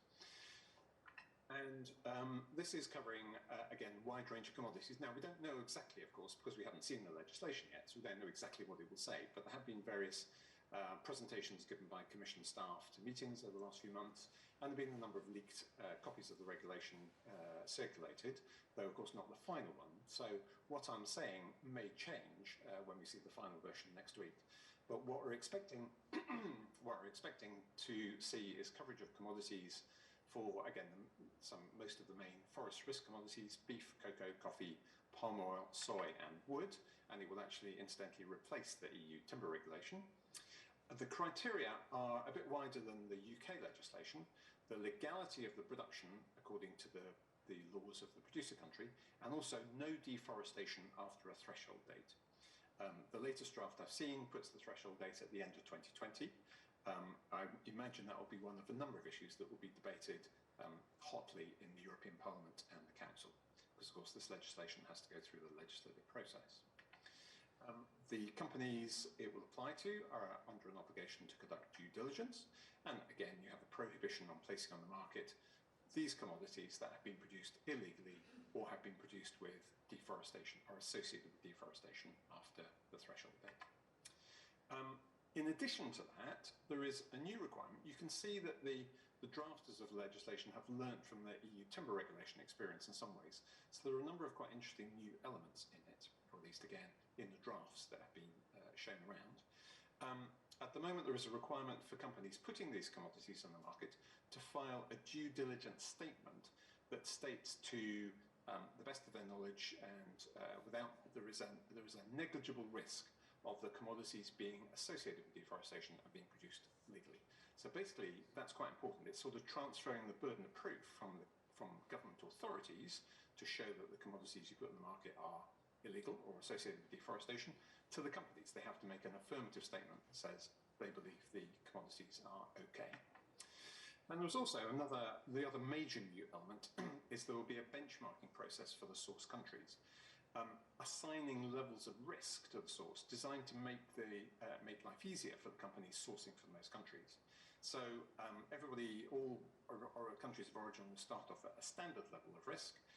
If they're assigned to be a lower level of risk, then the due diligence obligations are more limited, basically just collecting information on the commodities. If the risk is assigned to be a high level of risk, then the government authorities in member states that will be enforcing this are supposed to carry out higher levels of checks on companies sourcing from those countries. So, just to finish off, this kind of consumer country legislation is designed to exclude the commodities you don't want from consumer markets, from the European market, the British market. And I think that's important. It helps to remove a driver of demand for commodities that are produced illegally or with deforestation or unsustainably. But pretty clearly, it's not really enough by itself to solve the problem. And that's why we have seen quite a lot of debate about the need for a smart mix of measures. And I just put up there, the screenshot there is from a Tropical Forest Alliance paper that I helped write. It was produced about a year ago. That outlines sort of components of a possible smart mix. And they are, in general, what I'm going to bring up now. You need to see action on the ground in producer countries. There is only so much that consumer country demand-side legislation can achieve by itself, or so much that companies can achieve. You need action on the ground to improve the standards of production. Oops, sorry, my cat is just causing chaos behind me. Obviously, to do all this, you need to improve standards of governance and law enforcement, levels of sustainability, assistance to farmers in farming sustainably. There's an awful lot of things that need to be done. And obviously, they will benefit from assistance from consumer countries, possibly delivered through some kind of partnership framework or partnership agreement. I think the voluntary partnership agreements that I'm sure you've talked about earlier, they definitely have many positive lessons, and I think they can be adapted to forest risk commodities. But as we know, they've been quite challenging to implement, so they're not a kind of instant solution by any means. Along with all these, I think it would be helpful to devise a mechanism for delivering rewards for sustainably produced commodities. So not just keeping out the commodities you don't want from consumer markets, but delivering rewards, higher prices, a bigger share of the market for commodities that are produced according to your criteria: legality, sustainability, zero deforestation. It's quite hard to think of a mechanism to do that. Public procurement policy probably has a role to play there. But I think it's kind of, in many ways, that's the missing piece of the puzzle. You need to see controls on flows of finance and investment to make sure you're not financing illegal or deforestation associated activities.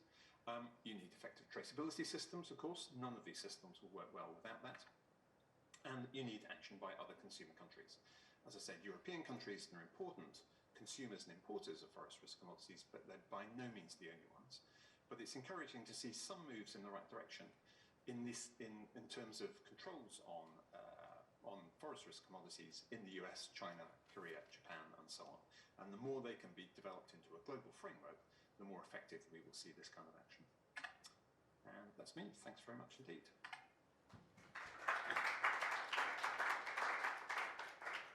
Thank you very much, Duncan.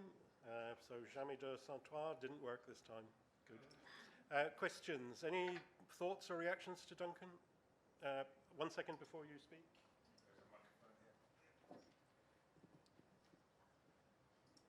I just wanted to ask more about the risk benchmarking for the government, please. Is this to Duncan? Yep. Yes, Duncan, please.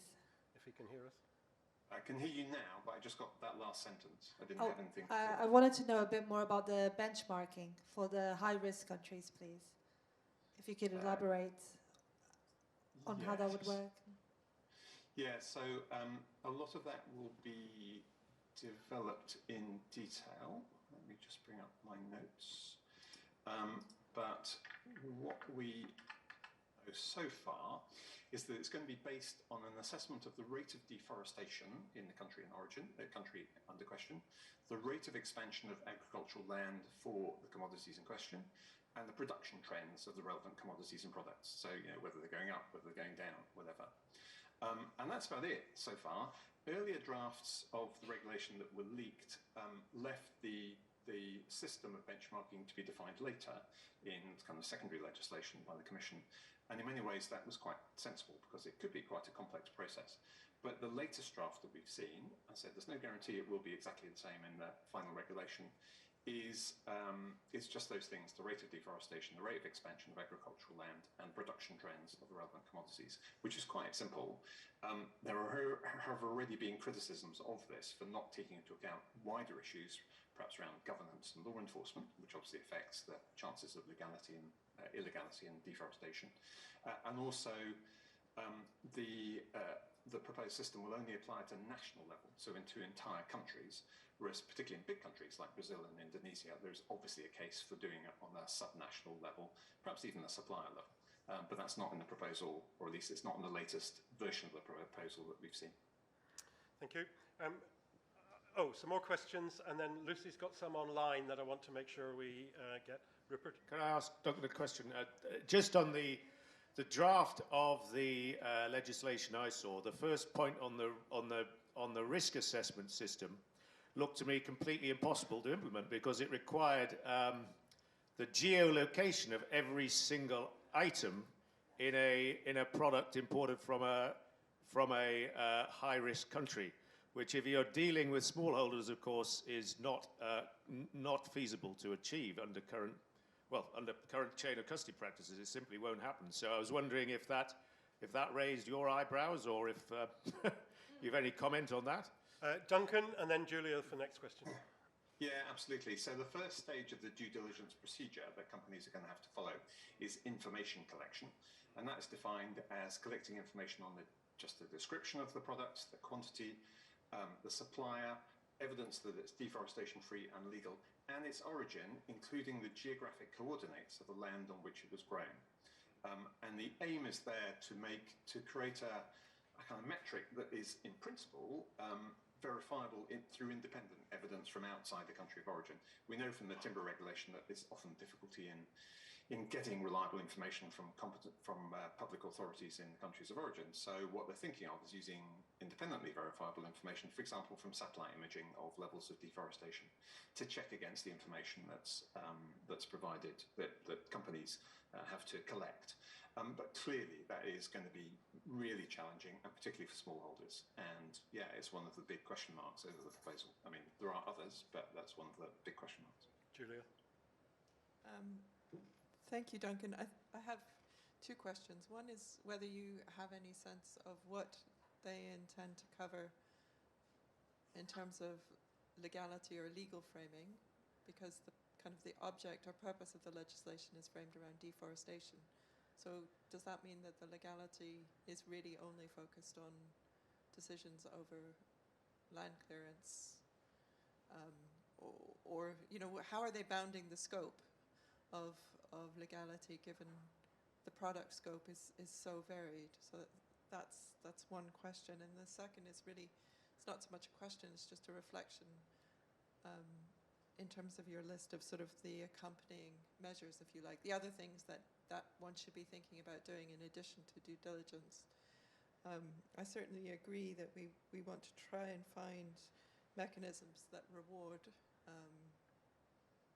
delivery of, you know, the actual application of things. But if our policy instruments are applying to everybody equally, which due diligence does, then where's the differential that could be created through some sort of a market mechanism?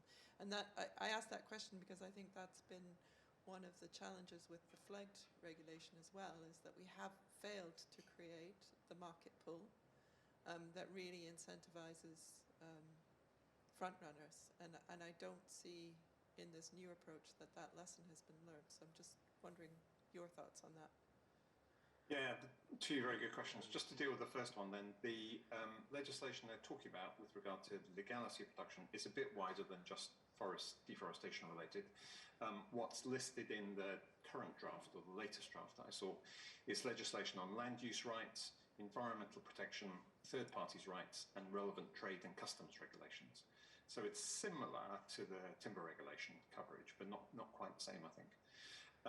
On the general observation, yeah, that's what, absolutely, I totally agree with that. That's what I was trying to get at in the point I made about needing to deliver rewards for sustainably produced commodities, or legally produced, or whatever you want to do. The kind of theory behind the whole FLEGT initiative, really the BPAs and the EU timber regulation together, was that by keeping out illegal products from the European market, legal products would be able to command a greater share of the market and greater rewards, because they wouldn't be undercut by illegal products. But that hasn't happened.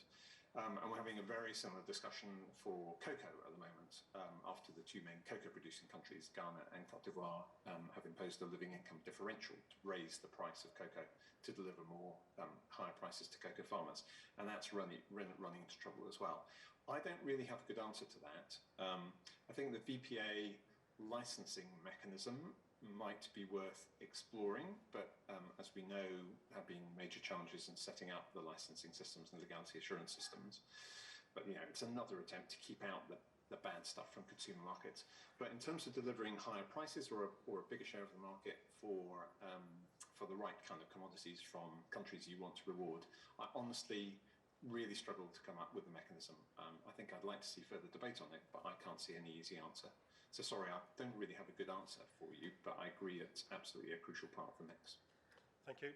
I'm now going to ask Lucy for comments or questions coming through the internet. Through the interweb. We'll start with the easy one. We've had some interest in Rupert's previous work that he authored for AFMPA. Would this be public, and can we have a copy, please? 20 years old, I'll dig it out. If things might have changed, but they might not have done.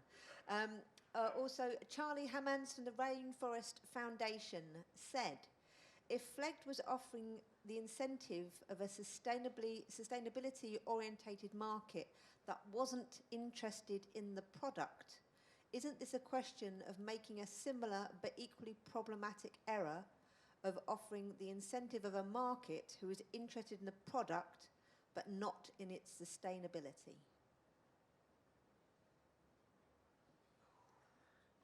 Thanks, Charlie. So if that was a question to me, I think I'd need to see it in writing. Yeah, well, I'll be happy to share it, but and I will do, and we will get back to you, Charlie. Thank you very much. And the last contribution we have is from CTWPDA. One is about bank letters of credit payments not being acceptable in Africa and the preference being for cash, but I think that might be a bit too in-depth for the time we've got left. I can come back to that if anyone wants to tackle it.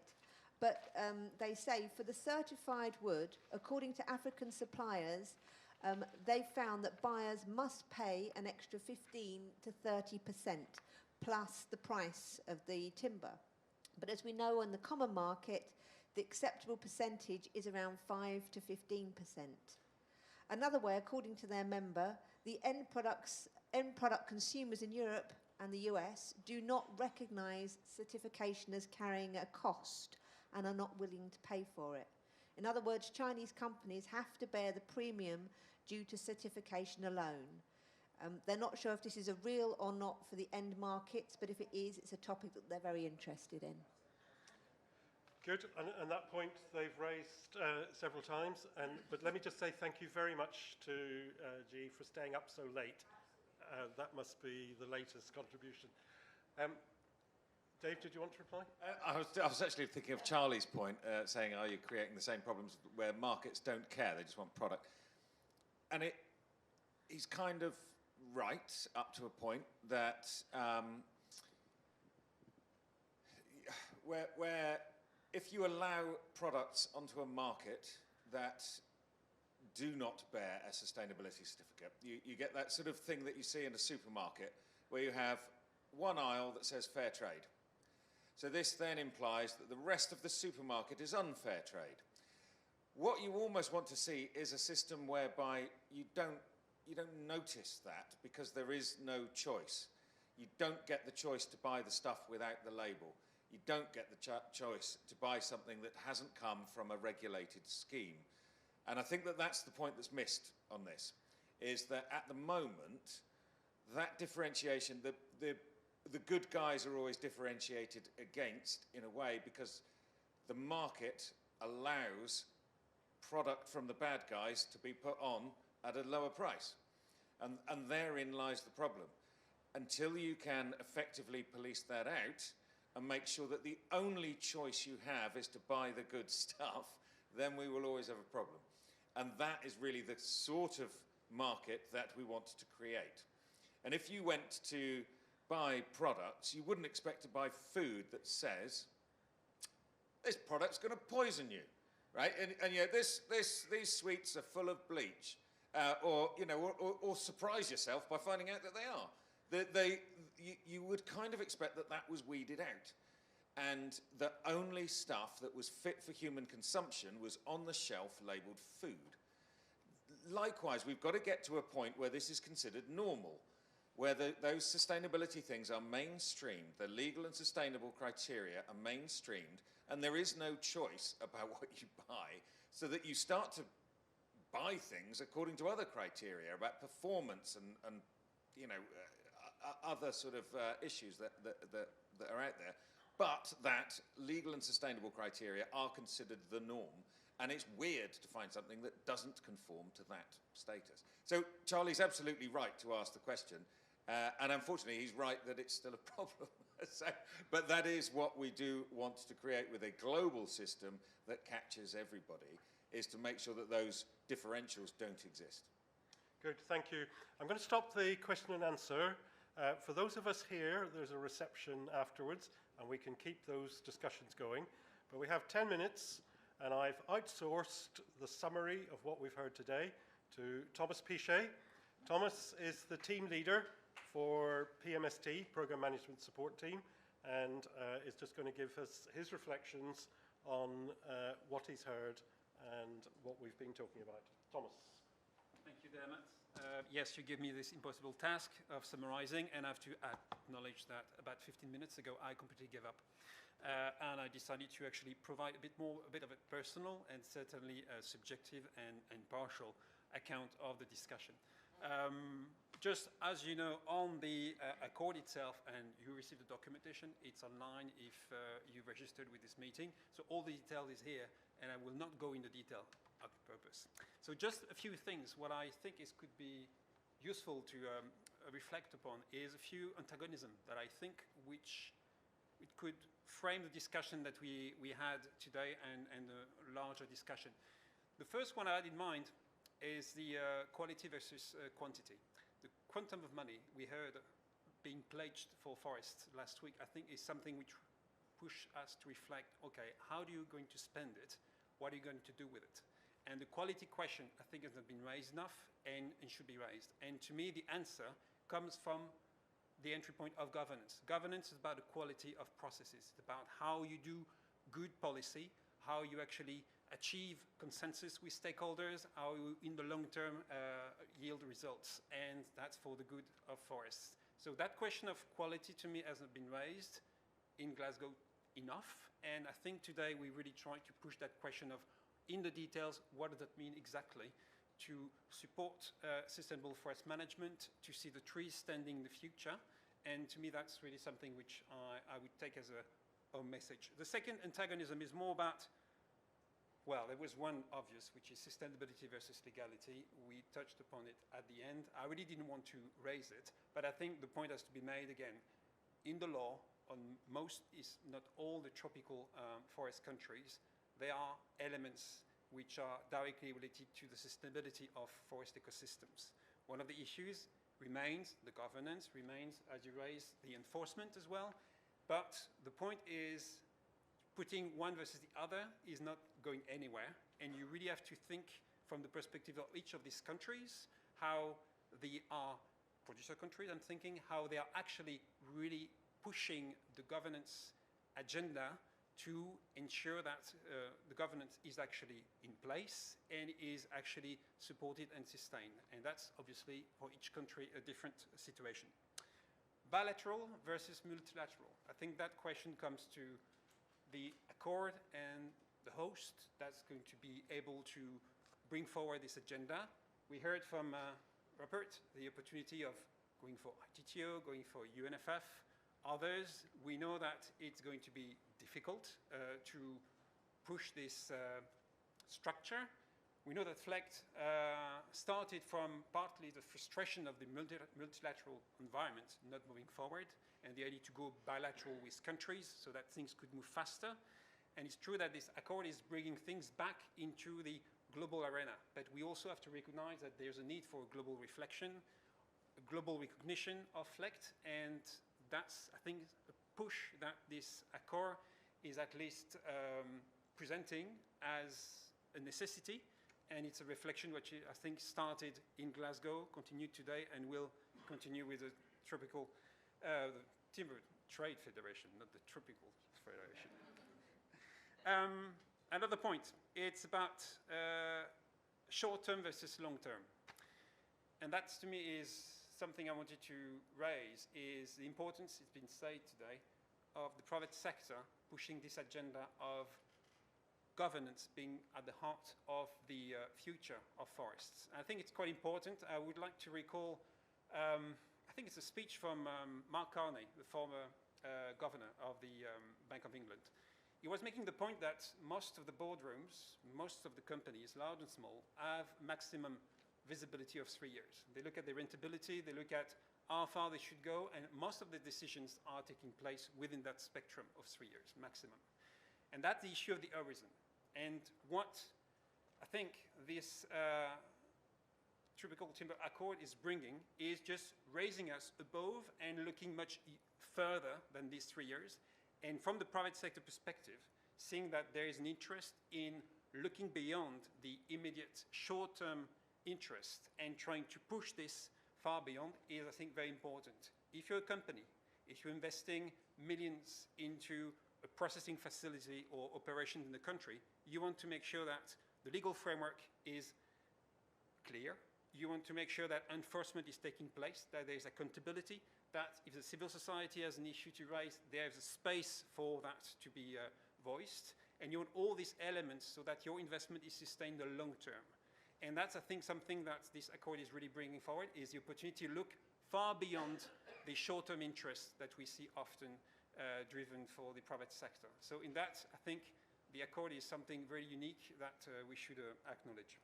And just maybe a final note on these antagonisms. I think the need for partnerships. We heard about also the ambivalence between producer and consumer countries. The need for dialogue, for improved and increased exchange, not just of information, but on making sure that the solution which is coming, and there will be many solutions, are embedded into that continued dialogue between supply and demand-side countries, and that the push we see and that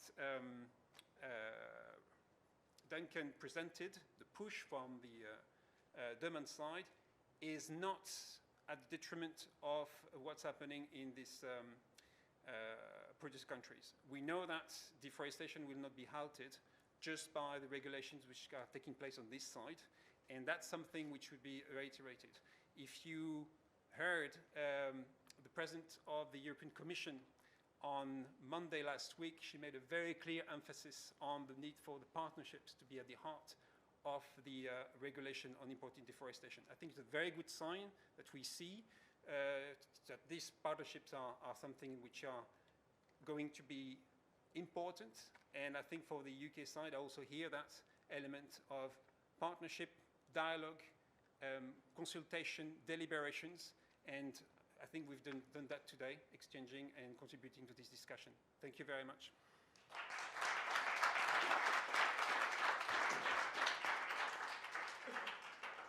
Thank you, Thomas. I'm going to now close. It's 6 o'clock.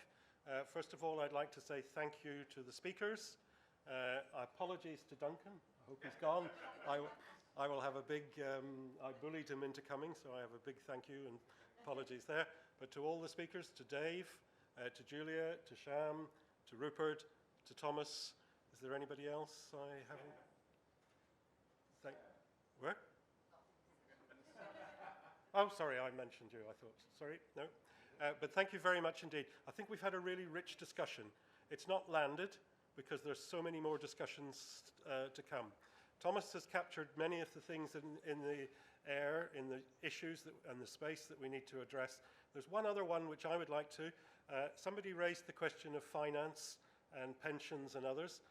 Valuing the standing forest is also something that we have to try and resolve. Not a very easy issue. There's huge problems with these carbon markets, etc. But that is also something that will be very critical in the debate as we go forward. So thank you very much. I'm going to hand over. Oh, sorry. I also wanted to thank Lucy and Lucy and people who I can't name who have rescued us several times. And thank you very much indeed. That was really good.